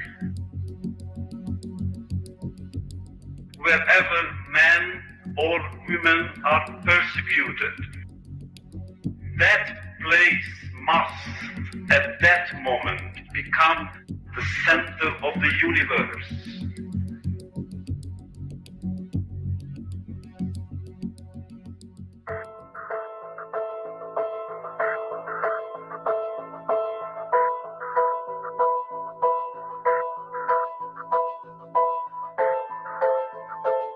File a lawsuit against Carroll County was so frivolous. Not only was it thrown, that certain officials and agencies supported candidate Tony Liggett put their thumbs on the things going on in Carroll County, a conspiratorial angle, a movement around the allegation that Carroll County is somehow corrupt in some way. Mostly spouted seemingly by people who do not live in Carroll County. It should not be viewed as a quest for truth and justice. Nosy, conspiratorial, careless, ego-driven, pointless, it's quite dumb, and it has no legal Alleged Hatch Act violation. Oh, Liggett got cleared of that, so let's find something else. Another lawsuit came out of that group.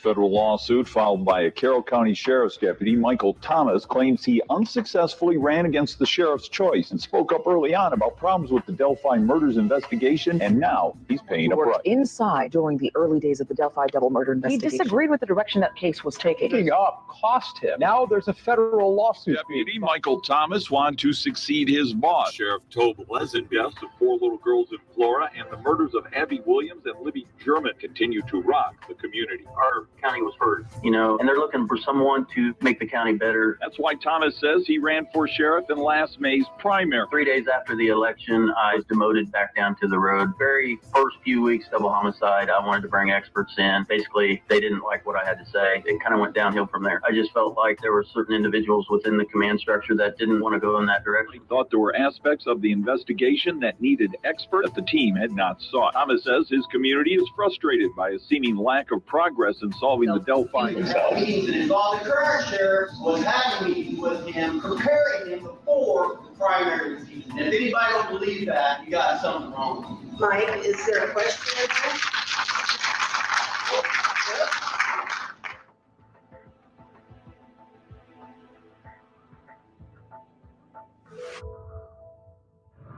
News tonight at 6, an arrest in the unsolved Delphi murders. In the Delphi murder investigation. This entire case against Richard Allen is sealed. 13 News is continuing to push for the probable cause affidavit because by state law it is considered a public document. To the Carroll County Sheriff and Indiana State Police for more information on Allen. We have been told repeatedly they will not be releasing any more information. And that is despite Indiana code requiring law enforcement to release arrest information 24 hours. We did in this case because the investigation is still open and the nature of this case has some extra scrutiny with it. They are still asking for more tips. Allen announced at his secret initial hearing October 28 would hire his own attorney. Constitutionally for Mr. Allen, though, is paramount. There's no circumstances under which he's not allowed to know why he's been arrested. Carroll County prosecutors' rare secrecy in pursuing this case complicates the state's protection of Allen. A gag order has just been issued in the Delphi murders case against Richard Allen. All parties in this investigation, attorneys, law enforcement, court personnel, family members, anyone from talking or releasing statements on the case. Method used to link the cartridge to the gun is called tool mark analysis. The group is now challenging the science involved here. Flawed forensic evidence is responsible for more than half the wrongful conviction. That includes tool mark analysis. State police lab tested Allen's gun. Do you think Mr. Allen is the man on that bridge? Judge signed a probable cause affidavit for the arrest of him. He is innocent after 5 years of an investigation. Is this what it is? Our client's wrong. We have nothing to hide. Transparency is important. Everybody is presumed innocent. Everyone is given a chance and a fair opportunity to defend themselves. Carroll County Sheriff was the one who objected to Allen being moved, which is why they had to file this legal motion. Attorneys say Liggett fabricated statements of several key witnesses. It changed that witness's statement to say that they saw a man in a blue jacket and that their clothing was blue. Now it'll be up to Judge Fran Gall on whether or not to grant the motion and hold a Franks hearing to determine if Liggett did indeed fabricate or withhold evidence that pointed away from Richard Allen. Believe Liggett fabricated or omitted evidence for political reasons. Search warrant and the arrest of Allen happened less than a month before the 2022 November elections, when Liggett was campaigning to be the Carroll County Sheriff. After more than 5 years with very few answers, Liggett rushed into accusing Richard Allen to make a big arrest before the election. No, I'm going to go on the record right now and say that they are trying to kill Rick Allen. Yeah. They want him to die. Yeah. It's like always like in and out, in and out. They don't want us to see it. Because he's my size. Chains and collars and leashes all over. It's all about optics. You don't have all of those people around Rick Allen because they want to keep everybody else safe. They don't want us to see Rick Allen. They don't want us to look at Rick Allen. They don't want us to see his face and his eyes. Remember when he came in June and he was all doped up and he was dissociative and he was experiencing psychosis from being tortured and starved and sleep deprived and probably withheld his medication. All of these things that they were doing to him so that he would show up looking like a zombie and couldn't protest or assist in his defense. Guess what? The eyes of the world are on them. They're not allowed to do that to him anymore. And they have tried to break him. And Rick Allen, he's not going to break. Look he has done a year in solitary confinement. A year. Yeah, he's on the upside of things. Like if he's still alive, he's getting better every day. His attorneys get thrown off the case and he turns to his wife and he says, it's okay. You didn't break him. You're not going to break him. He's not guilty. Whatever they're trying to do, they're hip to it. It is not going to happen.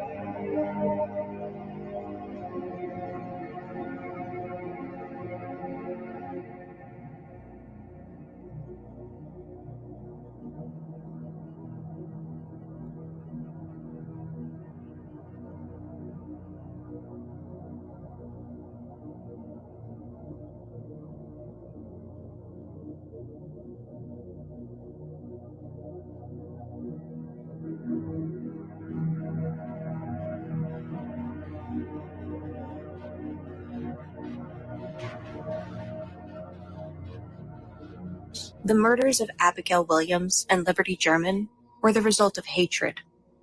Hatred for women, perhaps. Hatred for race traitors. Hatred for the privileged, the elite, the other. But where judges are called upon to serve as a balanced, fair, and impartial foundation upon which justice may be carried out, Special Judge Frances Gull has allowed hatred to consume her. Hatred for the defense attorneys who were willful and insubordinate, who humiliated her in front of her colleagues and superiors. Hatred for her own shortcomings, her own inability to occupy a seat which she has claimed as rightfully hers. Hatred for a defendant who has yet to be tried, and despite his fundamental rights to due process and his total presumption of innocence, the special judge held him in maximum security prison in total isolation and torment for over a year. Judge Frances Gull is on a mission. It's a mission she shares with the Unified Command Task Force, with Lieutenant Jerry Holeman, with Detective Tony Liggett, with Prosecutor Nick Mcleland, Superintendent Doug Carter. Judge Gull is complicit in the conspiracy to convict Richard Allen. We are watching the state of Indiana hang a constitutionally innocent man. The fix is in. And while the state of Indiana conspires to convict Richard Allen, the person or persons who murdered Abby and Libby are free.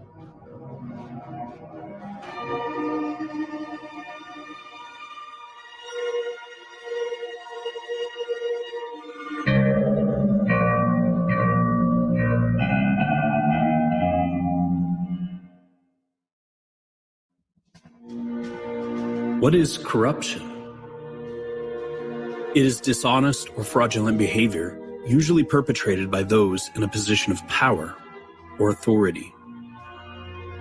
It is a betrayal by those entrusted to protect and serve all, to show favoritism to none, and to safeguard and uphold our inalienable rights to liberty and life. Corruption destroys trust, erodes goodness, and hardens the innocent, who suffer as a result. By its most basic definition, corruption is a departure from what is pure, what is correct, and what is true.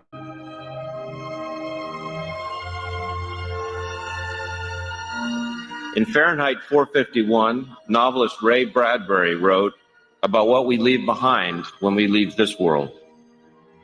Everyone must leave something behind when he dies, my grandfather said.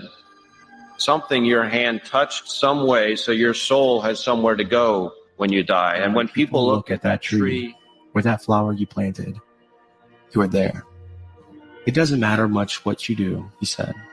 So as long as you change something from the way it was before you touched it into something that's like you after you take your hands away. The difference between the man who just cuts lawns and a real gardener is in the touching. The lawn cutter might just as well not have been there at all. The gardener will be there for a lifetime. Greg, he was that kind of gardener. His legacy will be what he touched and what he left behind, long after he took his hands away.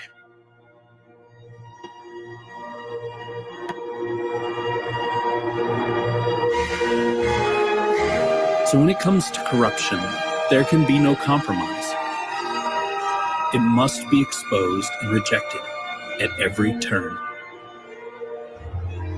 We cannot tiptoe toward justice, knocking once or twice, hoping that someone is home. Justice is a door that, when closed, must be kicked in.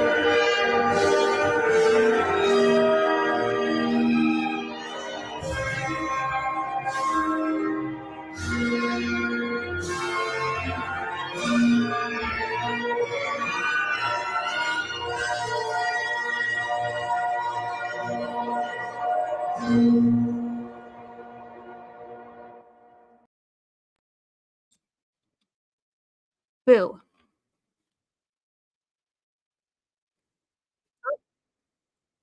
We got Lyin in the background. Hey, y'all. Thank you for that. I appreciate you being patient with me and Boone. Okay. Oh my gosh. He's back. 1 second, y'all.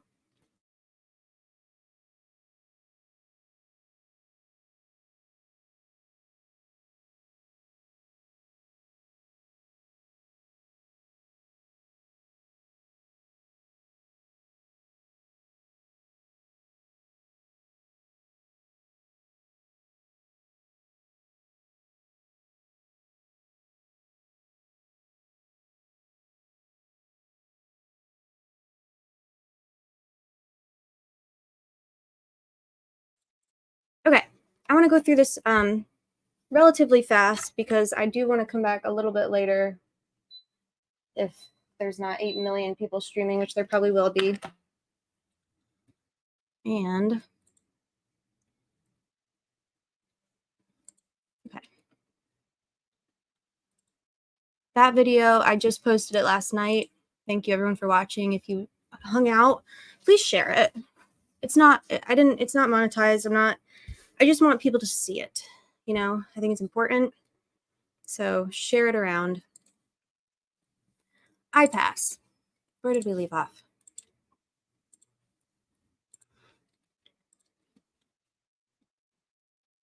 Okie doke. So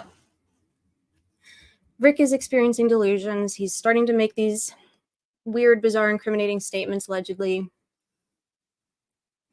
The defense files an emergency motion to get him the fuck out of DOC.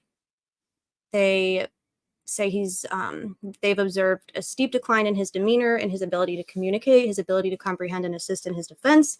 He's experiencing psychotic symptoms. He seems schizophrenic and delusional, suffering from memory loss, demonstrating an overall inability to communicate rationally with counsel and family members.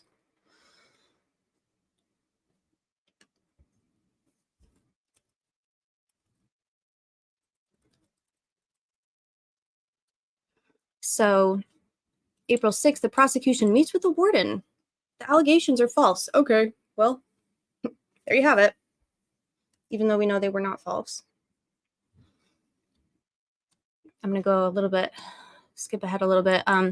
So an inmate on the 11th writes a letter to the defense and to Judge Gohl saying that corrupt corrections officers at Westville and ranking officers are taunting Rick, calling him a kid killer, taunting him saying you have a visit from your family, taunting him saying that your phone is ringing on the tablet. Oh, God. This fucking thing. Ah. Hold on, y'all. I'm going to unplug it again. Okay. I didn't even know it could zoom in this much. Motherfucker. Okay.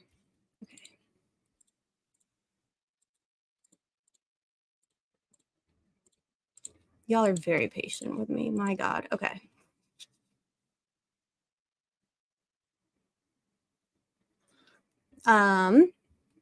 Yeah. So the inmate says, you have a visit from your family. The inmate says that guards are taunting Rick Allen, telling him, you have a visit from your family. Your phone's ringing. They're threatening to kill him. They're telling him to kill himself. This letter was written on the 11th of April. It was postmarked on the 26th, and it was filed in the court on the 28th. But the public did not become aware of this letter until, I want to say, months and months later, because Judge Gohl, as she does, hid this from the public record. The next day, April 12th, 2023, Dr. Walla, Rick Allen's IDOC psychologist, writes in her notes that Rick's condition is more critical. He is banging his head on the walls of his cell and engaging in self-harm. It's very serious when somebody is banging their head on anything, especially concrete walls in a cell.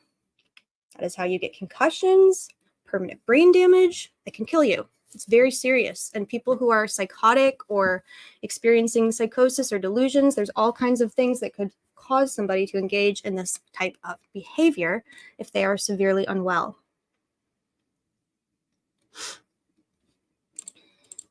April 13th is the next day. This is where we get into IPAS, y'all. So, on April 13th, the Indiana Protection and Advocacy Services Commission, or IPAS, versus the Indiana Department of Corrections, this is the case, this lawsuit, The settlement agreement from this case is set to expire on April 13th, 2023. And what we're going to do is I'm going to pull it up and we are all going to look at it because Nick seems to think for some reason that this thing was set to expire, or he said something about 2020. So it's not relevant because this thing was over in 2020. No, you stupid bitch, it wasn't. So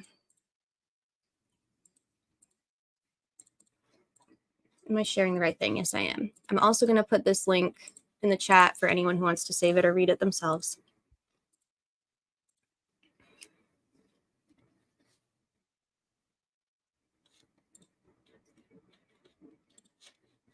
So this is the final status report of this lawsuit, okay, between this advocacy group. It's basically like, think of this advocacy group, the Indiana Protection Advocacy Services Commission. Think of it like the ACLU for prisoners specifically, is what a bunch of prisoners were represented by IPAS because their human civil rights were being violated by the Department of Corrections. Okay, that's all you need to know. So this is an overview of what the lawsuit and settlement is. This is what Nick Mcleland is trying to suppress. He filed a motion in limine today saying the defense is not allowed to talk about this. On January 27th, 2016, the parties filed a stipulation to enter into a private settlement agreement. The private settlement agreement, absent any written agreement of the parties, this case will be automatically dismissed 3 years from the date that it is that the court determined that it was a fair, adequate, and reasonable settlement. So from the date that it is, ordered and granted and goes into effect, 3 years after that will be the end date of it, assuming that the parties agree, right? On March 24th, 2016, after a fairness hearing was conducted, this court concluded that the settlement agreement was fair, reasonable, and it was an adequate settlement, and therefore the settlement between IPAS and the Department of Corrections went into effect. That is of 3/24/16. By agreement of the parties, the settlement agreement has been extended a couple times. Nick Mcleland talks about one extension, but he doesn't talk about the rest. At the current time, the private settlement agreement is set to expire on April 13th, 2023. This is an official filing with the federal court. U.S. District Court, Southern District of Indiana, federal lawsuit. I didn't make this up. Nick Mcleland either can't read or didn't bother. This PSA is set to expire April 13th, 2023.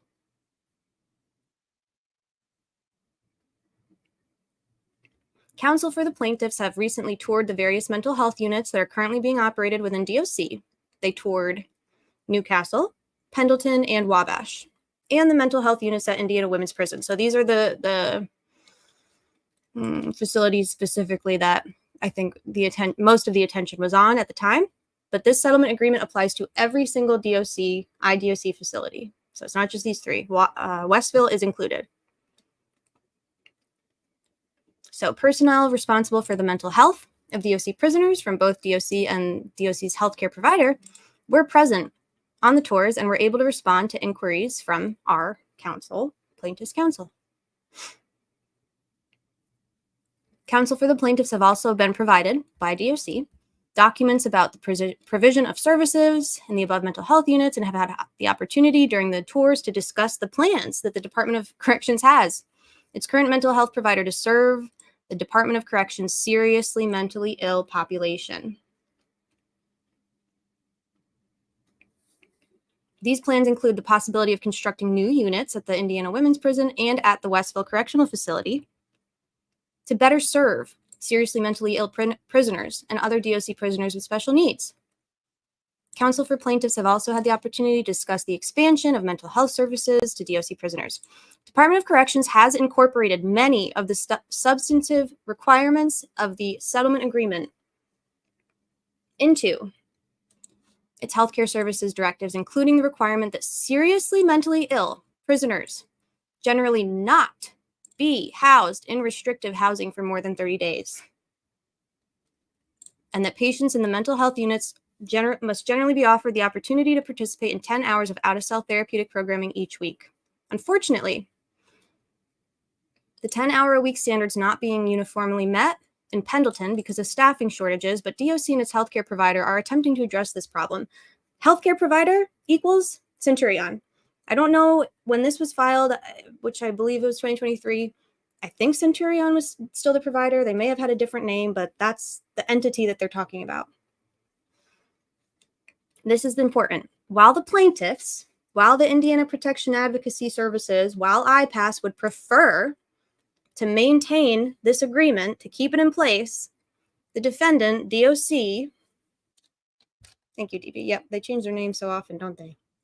The DOC believes that the time has come for this agreement to end. Given the plaintiff's agreement in the original settlement agreement, that this is time limited, and given the progress made by DOC since the PSA became effective, plaintiffs will take no steps to attempt to extend it. Therefore, this settlement agreement ended on April 13th, 2023. Okay? What else happened? So I'll send the document and then y'all can read it if you want, like the actual settlement itself. This is just kind of like the termination filing saying like, yep, all good, loose ends tied up. We would like to keep it in place, but DOC is doing a great job, so we're going to just terminate it because we said that we would after a certain amount of time, whatever. DOC is like, we got it. We implemented all these policies. We're treating our mentally ill prisoners way better than we were. And we have every intention of maintaining all of the positive changes that we've made, and even then some, right? Okay. So this is terminated on the 13th. Remember, an important component, probably the most important component of this settlement agreement was that seriously mentally ill prisoners will not be held in segregation, in solitary, in restrictive housing for more than 30 days at any given time. Okay? That's because of the known documented effects of solitary confinement on the brain, on the psyche, on us psychologically, physically, mentally, emotionally, spiritually, all of the ways. It's very, very bad for humans to be held in solitary confinement, especially if we are severely mentally ill. It can exacerbate our symptoms. It's very, very harmful. So IDOC said, absolutely, totally agree with you. We're not going to do that anymore as practice. Our policy is going to be that severely, seriously mentally ill prisoners, and there is a definition of that, SMI. Hey, Travis. Travis is saying that they don't typically get settlement agreements in from another case. Typically come in as part of a criminal case unless the defense can show that the issues. I love Travis's part 1, 2, 3. I wish that we could give him more like character limit so that he doesn't have to split his thoughts up, but they're always worth it. But it seems like they've been using this settlement agreement, Travis, from what Nick has put in his motion and what we've seen, they've mostly been using this settlement agreement to impeach to impeach and to further support their claims that Rick was being treated differently and that his rights were being violated differently and worse. Unless the defense can show that the issues identical, right? Or that they have an affidavit from an expert to explain why they're identical. Thank you. That's helpful, Travis. Yeah, I'm sure that she's going to be very stingy with what kind of outside evidence she allows in, but okay, almost done. So, April 13th, 2023, Rick is at his most critical rate at this point. We know the settlement agreement is set to expire on this day. While IPAS would have preferred to extend it, the defendants opted not to. The case was dismissed without prejudice, right? So this agreement goes away, which means DOC is no longer accountable to the IPAS. They no longer have these kinds of checks and balances. Think of it as like, if anyone has ever worked on like a grant, you have like measures and grant reports that you have to submit and certain measures you have to meet in order to maintain your funding and being compliant and all of that. It's kind of like that, except like you're dealing with humans and their safety and wellness and the Department of Corrections, so obviously it's like there's a lot more on the line. But basically, throughout the course of the settlement from 2016 to 2023, DOC was reporting regularly to IPAS, making sure that they were meeting all of the measures that they had to meet, maintaining the standards that they had implemented with the help and support of IPAS, because IPAS was really trying to support the prisoners. They weren't trying to like go to battle and make a perma enemy with IDOC. They wanted prisoners to be safe, and they wanted mentally ill persons to be okay, like to be supported. We don't want to throw severely mentally ill people in solitary confinement in the United States. It's not how we are supposed to operate. So the date of the IPAS DOC expiration is the same exact date that Dr. Walla determined that Rick Allen was experiencing grave disability, and that an involuntary medication and a placement hearing was scheduled for the following day. Rick is so sick, he is so mentally ill, that Dr. Walla has, whether she scheduled it or suggested it or whatever, they have scheduled an emergency hearing the next day, an administrative hearing, to see whether or not they need to involuntarily medicate Rick Allen. So on the 13th, Dr. Walla notes, Richard Allen is, her notes say, grave disability, consuming feces. They are considering involuntary meds via needle.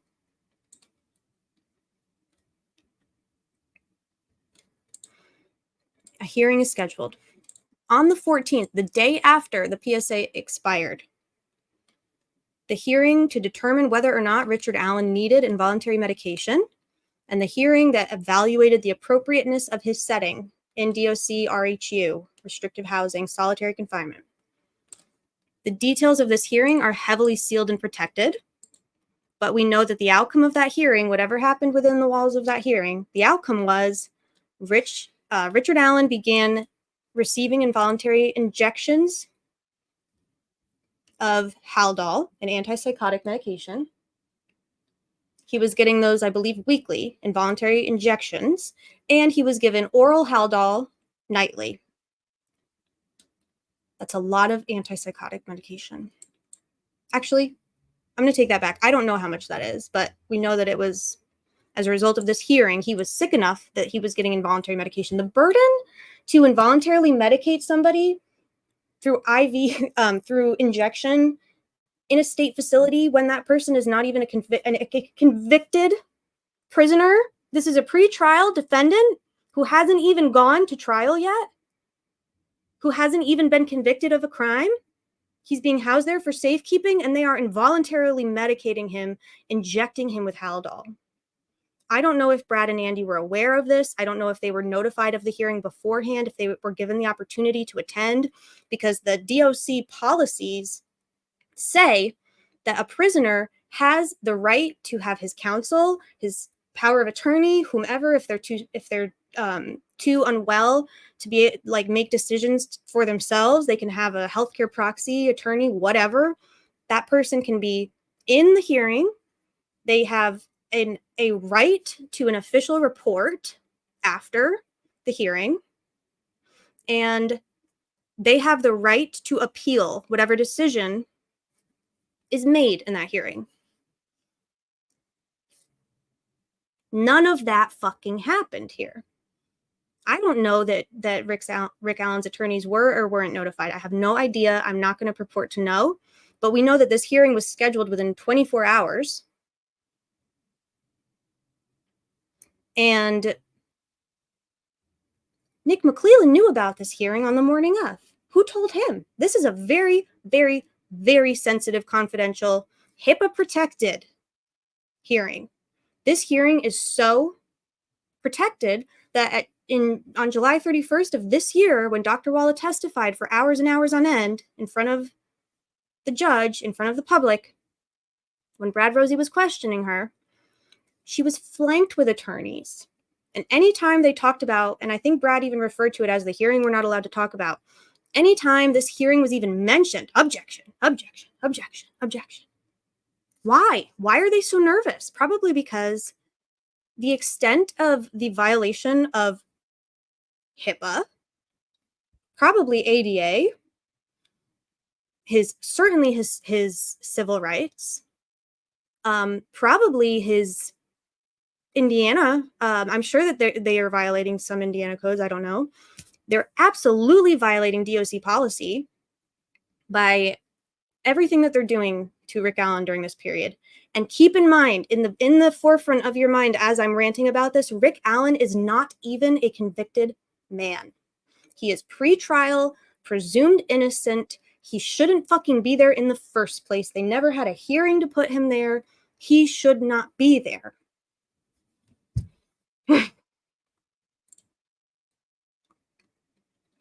The day after this settlement expires, Rick Allen is seen by two DOC doctors, a psychiatrist and two DOC psychiatrists and a psychologist. So this is Walla.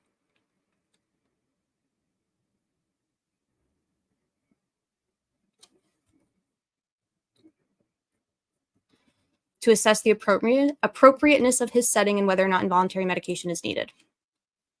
The same day, Prosecutor Nick Mcleland files his response to the defense emergency motion to modify Rick's safekeeping order. This was filed a week and a half before this. Nick files his response. He says, quote, "The state has been made aware that the defendant is being evaluated at 10 a.m. on 4/14. He filed it that day. The state's been made aware the defendant's being evaluated at 10 a.m. Sorry, hold on. I don't know what this dog is.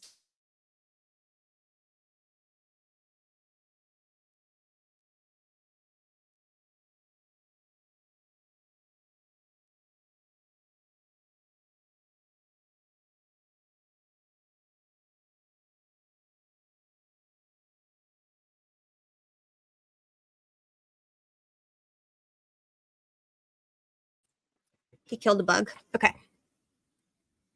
I said this was going to be short. We're already at 2 hours and 15 minutes. I'm so sorry. Okay. Nick Mcleland, the prosecutor, who should have zero insight, information, awareness, knowledge of the defendant's mental health or medical health, anything? None? Prosecutor files his motion, says, I've been made aware. The state's been made aware by somebody. Who made the state aware of this? Who even knew about this hearing? Because Dr. Walla and who else? Did Dr. Walla make the state aware? Was Dr. Walla communicating with the prosecutor? Was the warden? Was somebody else? Was was Harshman? We know that Harshman was monitoring Rick's confidential, privileged medical and mental health visits. Who told the prosecutor? Was it Randy Bitchmade Jones who was escorting Rick? It's probably Harshman. Who the fuck told the state that the defendant was having an emergency medical hearing? Anyway, Nick Mcleland urges Judge Gold to wait until after the hearing results come in before making a decision on safekeeping. Nick created that document at 12:43 p.m. The hearing took place at 10 a.m. So what are we backdating as a rule? Because we know they do that. Same day as the hearing, same day that Nick files this motion. All of these things are happening at the same time. DP says, just, why does that make me laugh so much? DB says, just a guess, maybe Corrections Officer Sergeant Jerry Harshman told ISP Detective Brian Harshman. I think you meant Sergeant Holeman, right? That just made me laugh. Just a guess, maybe Corrections Officer Sergeant, I'm so confused. Maybe Corrections Officer Sergeant, no. Sergeant Jerry Harshman told ISP Detective Brian Harshman. Okay. Whew. Glory Holeman also 1,000 million billion % has 1,000 million billion eyes and informants feeding him a Nick info. That is true. It's a hell of a thinking cap. The defense is not dense. Hey, lead with love. I'm happy you're here. I love you. C.L. Harshman works at Westville. Oh, this is Harshman's brother, right? Or not brother. Perhaps relative, but he has the same last name. Is that who you're talking about, DB? Isn't there another Harshman there at DOC? Because Brian Harshman doesn't actually work there. He's on the task force. He's just sitting in the office eating donuts, watching Rick take a shit and eat and talk to his family on his tablet and deteriorate into psychosis. He's just surveilling this man 24/7 like a perverted creep, trying to find anything they can find. Yeah, so there is a corrections officer, Jerry Harshman. Interesting. Do you have a date on that, Jessica? Judge Jessica?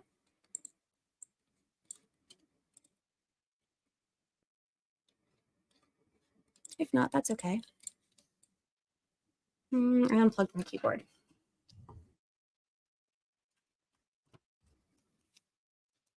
Oh, fuck. This is, some days it does it and some days it doesn't. I don't know what to, it's like it only does it when I need it to not.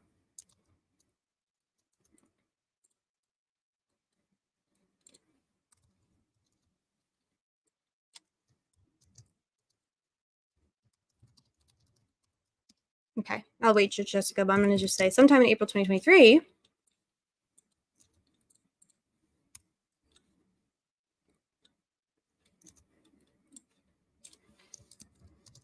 what's his name? Jerry Harshman? That's why I got confused, DB. I thought you were doing a bit.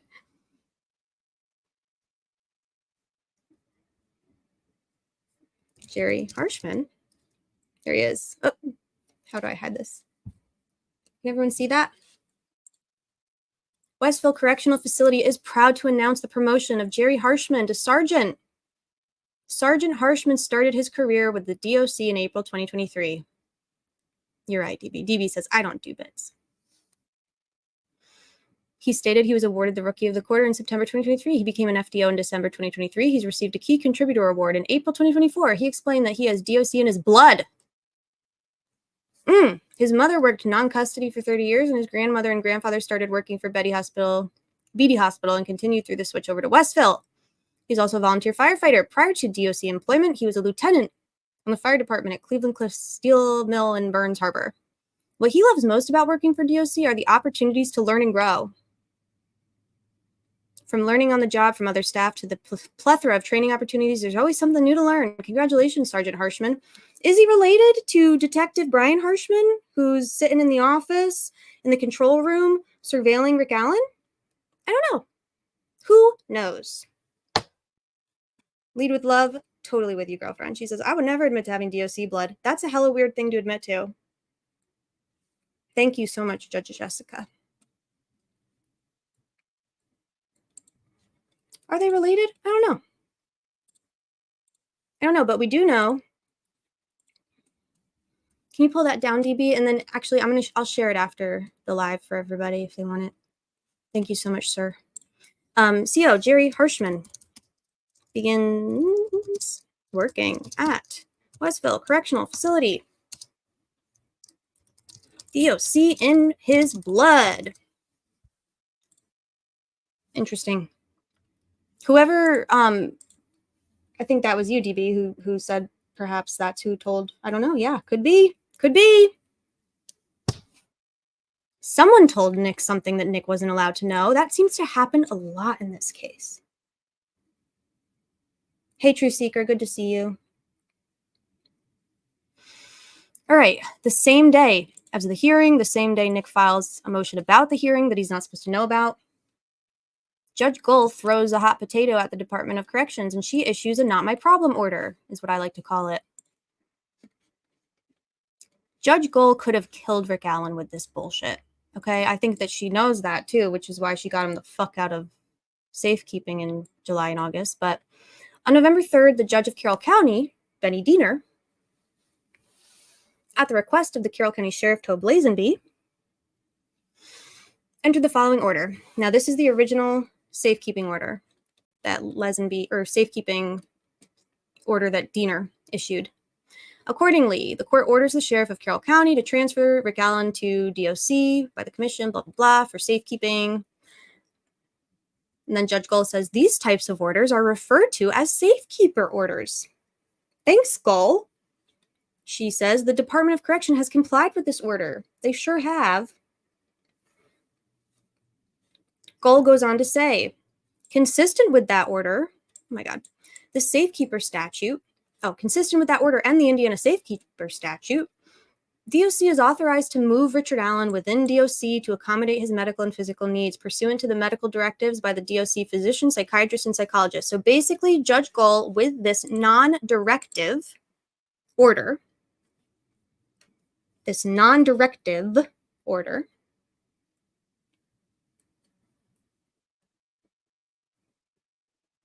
in Harshman's employment section, it says he was at Westville DOC from April 10th, 2023 to April 27th, 2024. Interesting. Wow. Wow, wow, wow. Yeah, sorry, we're talking about Judge Benjamin Diener, the then Circuit Court of Carroll County, who put Rick Allen in safekeeping without a hearing, without having counsel. Not to be confused with. Thank you so much, Lana. My gosh, I love you. I'm sorry if I'm missing the chat, y'all. I'm ranting. I'm trying to get through this, and let's be real, this was going to be short, and it's not.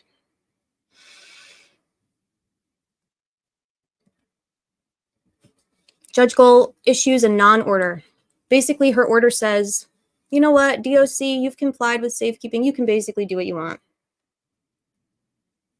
If you think he should stay where he's at, you make the call. You make the call. Got it. Okay, DB. She says, you make the call.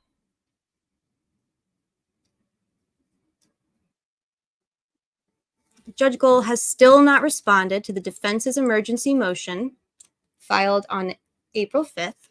It's been a week and a half. Judge Gull has still not responded to it, even though it's an emergency motion. Instead, she responds to something. She says DOC can do what they want. And then per Dr. Walla's notes, we learned at the July 31st, 2024 hearing, involuntary medications were started, weekly Haldol injection and nightly oral Haldol. There was no comment made on moving him. But that's interesting because in April 2020, April 20th, 2023, prosecutor Nick Mcleland files a motion saying Rick Allen's doing great. He's eating again, he's sleeping. In fact, that hearing determined that he doesn't need to be moved and he doesn't need involuntary medication. Again, Nick Mcleland is either the biggest motherfucking liar on the planet or the biggest motherfucker. What was it? The dumbest motherfucker on the planet or the biggest motherfucking liar on the planet, or both. I'm going to go with both because this is a lie. The same day he files this and lies through his teeth about this, he also files 3 separate requests for third party for Richard Allen's mental health records. In that motion, Nick Mcleland says, on April 14th, Richard Allen was evaluated by 2 psychiatrists and 1 psychologist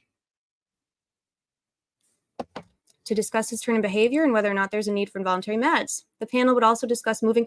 Why does Nick Mcleland, listen, y'all, Nick Mcleland should know none of this. Nick Mcleland should not know any of this. Not today, not yesterday, and certainly not 1 week after that hearing is held. Why does he know this? Why does he have specific details about a confidential medical administrative hearing involving his defendant who shouldn't be there? This is fucked. This is so concerning. Richard Allen was evaluated and he filed this publicly. He did not file this under seal. He tried to seal it after the fact for prosperity because he's a fucking conniving motherfucker. But he filed this publicly. So he shouldn't have this information. And then he outed Rick Allen's private medical and mental health information because his only intention is to prejudice the public. Nick Mcleland's only strategy for trial is to prejudice the public. He wants to poison the jury. He wants to release, he puts out press releases. He's never put anything evidentiary in a fucking filing. Everything he puts in a filing is bullshit. It's a press release. He wants the public to think Rick Allen is crazy, unwell, dangerous, lying. guilty. He wants the public to think this man is guilty.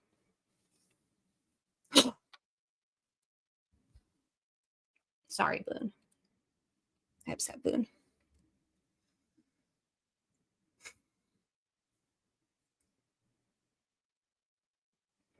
You cannot un-out somebody's private mental health information once. I mean, you can't unarrest somebody and you can't unruin their life, but you can't un-out something. That's why we have federal laws that protect the privacy, the medical and mental health privacy of everybody. Guess what? HIPAA applies to convicted prisoners. HIPAA applies to convicted felons. HIPAA applies to murderers, mass murderers, in fact. HIPAA fucking applies to anybody. So the fact that Rick's not even convicted is irrelevant here. Nick can't do this to anybody, even if they were convicted. But he goes on to say, yes, it's a federal law. On April 14th, Rick was evaluated by 2 psychiatrists and 1 psychologist to discuss his turn behavior and whether or not there was a need for involuntary medication. The panel would also discuss moving him to a different facility that has a psychiatric unit. Did y'all hear that? Westville Correctional Facility does not have a psychiatric unit equipped for someone experiencing grave disability and psychosis. There are DOC facilities that have psychiatric units. Judge Gohl said that they were allowed to move him if they determined that he was ill enough to be moved. Why didn't they move him? Do you know what Wallace said during the hearing in July of this year? She said it was determined that safekeeping would trump IDOC policies about mentally ill, severely mentally ill inmates. The safekeeping policy or the safekeeping statute, the safekeeping order that was unlawfully holding Rick Allen in prison trumped the policies that were supposed to protect him. That's convenient. From that meeting, it was determined that Rick did not need involuntary medication and that he didn't need to be moved to another facility. Since that meeting, in fact, he began to eat again. He began to sleep. His behaviors returned to normal prior to making these admissions. Yeah? Is that so? Why is Nick Mcleland not getting slapped with contempt for lying through his fucking teeth in a motion to the judge? Why? We know she's not going to hold him responsible for accessing ex parte filings that are not his to access. He's not going to be sanctioned at all for that. Oh, fuck. Not again. God damn it.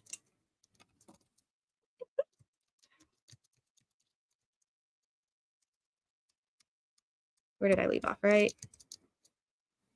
DOC in his blood. Okay. I'm going to unplug this so it doesn't do that again.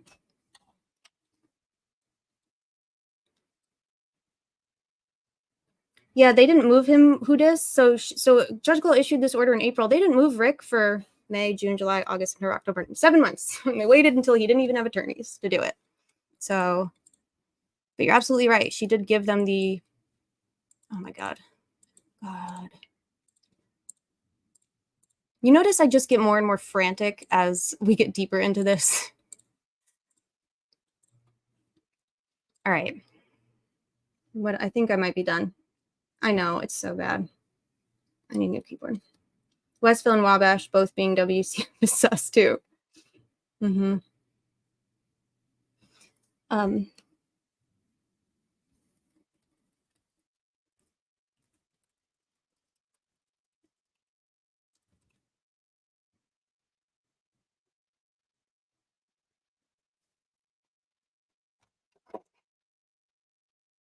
Local news is reporting another juror has been dismissed. We will pull up the,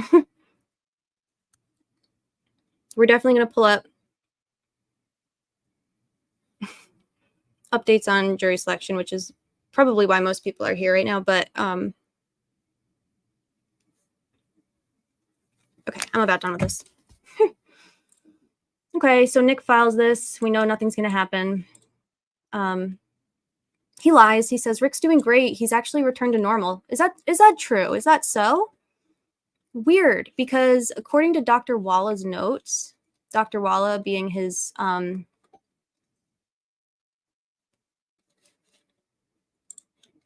his, am I on the right page? Yes. The Dr. Wall being the person responsible for directly overseeing his mental health. She says, this gets me mad. Can't imagine why Nick Mcleland wouldn't want any of this to come in. So weird.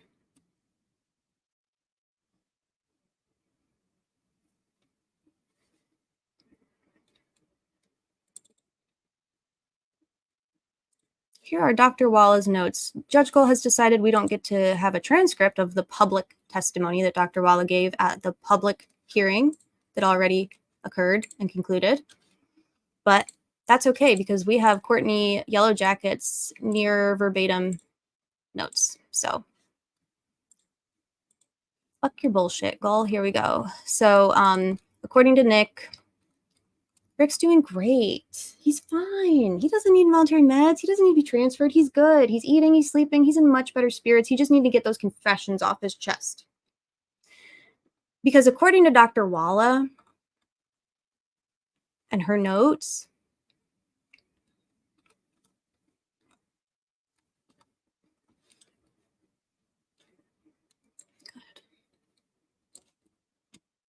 that's not fucking true. Because Nick says on the 20th of April, Rick's doing great. That's weird because the following day, after Nick files that, he's trying to get Rick Allen's mental health records. He wants them so bad that he files 3 separate motions for third-party records. He files them incorrectly, as all eyes will tell you. Dick Mcleland files 3 motions for third-party records for Rick Allen's mental health and medical records from CVS. He meant to, or employment record. Yeah, whatever. It doesn't matter. He's an idiot. But the day after Nick Mcleland, the prosecutor, tries to get Rick's mental health and medical records from DOC, Dr. Wall is like, by the way, Rick, have you thought about your incompetency to stand trial? Dr. Walla, why the fuck are you talking to your patient about his case?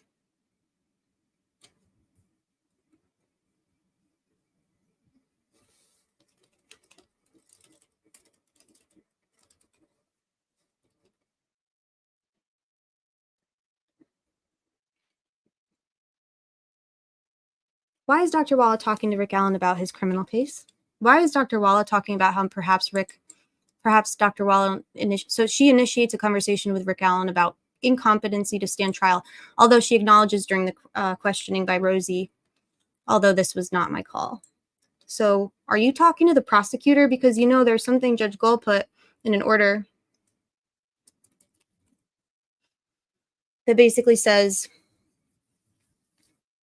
listen, guys, if you don't stop bringing up Rick Allen's mental health, if you don't stop raising this issue, you incompetent defense attorneys, I'm going to have to go ahead and grant the state's request for his records. If Rick Allen is deemed incompetent to stand trial, or if his attorneys file that, then what happens? Oh my goodness, isn't it true that the state would be entitled to all sorts of records about whether or not that's true? What happens if a defendant who's being held pre-trial is deemed incompetent to stand trial? What happens?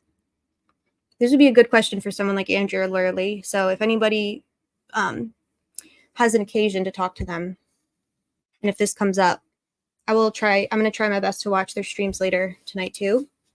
But I'm really curious how incompetency does or doesn't impact the state's ability to access records. It's interesting, though, that the psychologist who is supposed to be treating Rick's mental health conditions and taking care of him and safeguarding and protecting his mental health is talking to him about his case and incompetency. But she also acknowledges that she thinks things are going downhill for Rick. So Nick saying that Rick is getting a lot better on the 20th of April is an absolute fucking lie. The prosecutor lies in public motions. Because what is the narrative that the public has been fed for the last year? Oh, as soon as Rick confessed. he started feeling better. So then the public, at least a percentage of the public, says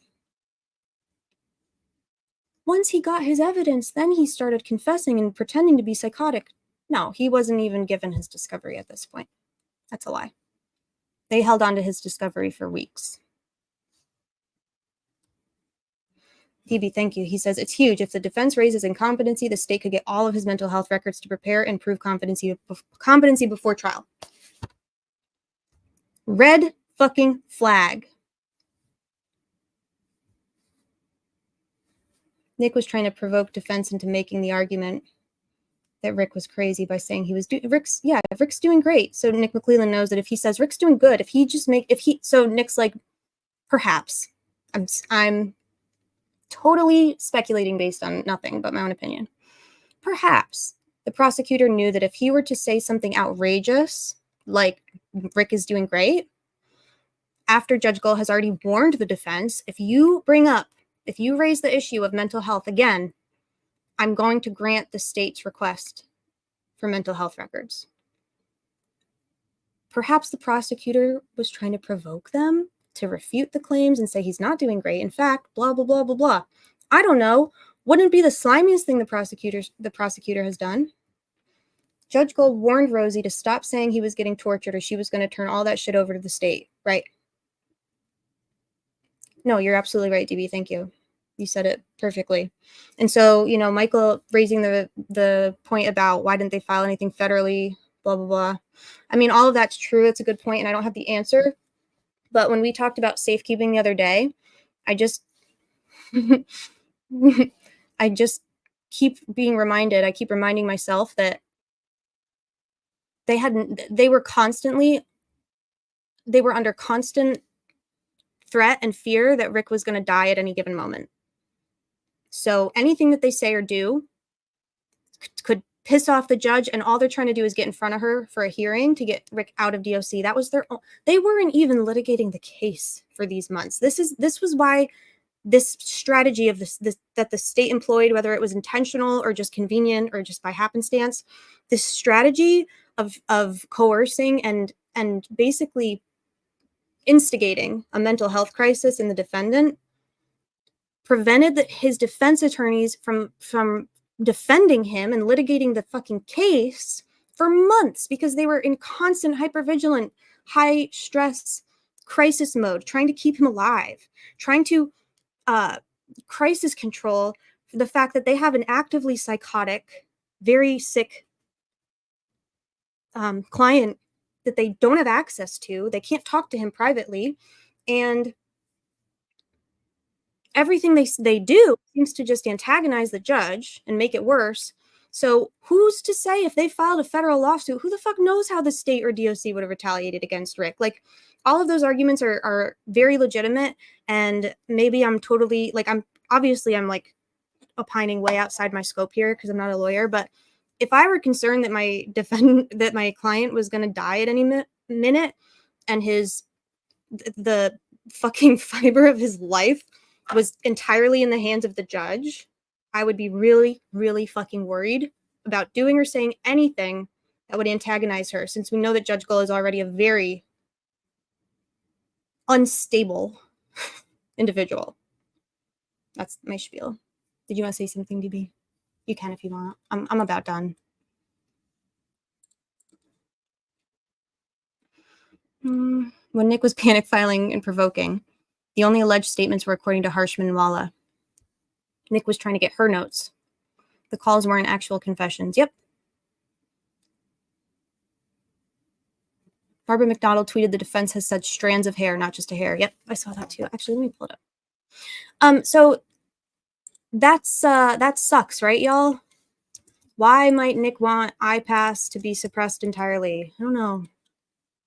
Probably because maybe it's not admissible in the way that, like, so Travis was explaining how it is really hard to get civil cases or like other litigation into a criminal case if it's not directly relevant. So someone would probably have to come in and testify to how it is relevant or whatever. Jury selection is complete. 12 jurors and 4 alternates. The prosecutor didn't object when they talked about the hairs. He only objects when Andy puts his hands on Rick's shoulders and says, is it possible in any scenario that this guy's innocent? Objection. God, he is a used car salesman. New, Kit Hanley, at Kit Hanley TV on Twitter if you want to follow her. Jury selection is complete in the Delphi murder trial. 12 jurors, 4 alternates.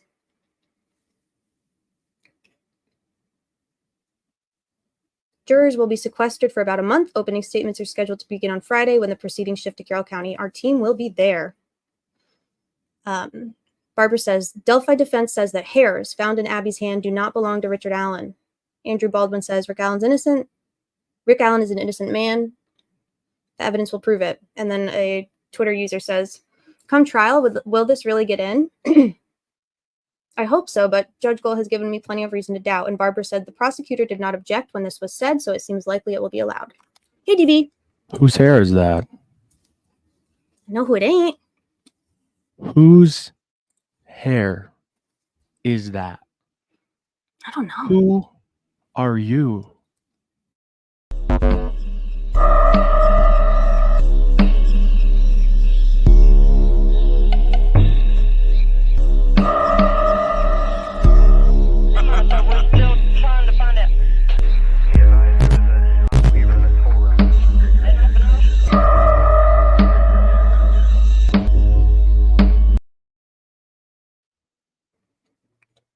That's scary. Who are you? Defense Diaries is live, DB. Should we go watch? Yes, we should buy. All right. Y'all, I'm going to conclude. I might come back later. I probably will. I don't know when. I'm going to send us all over to Defense Diaries, but I'm going to link us.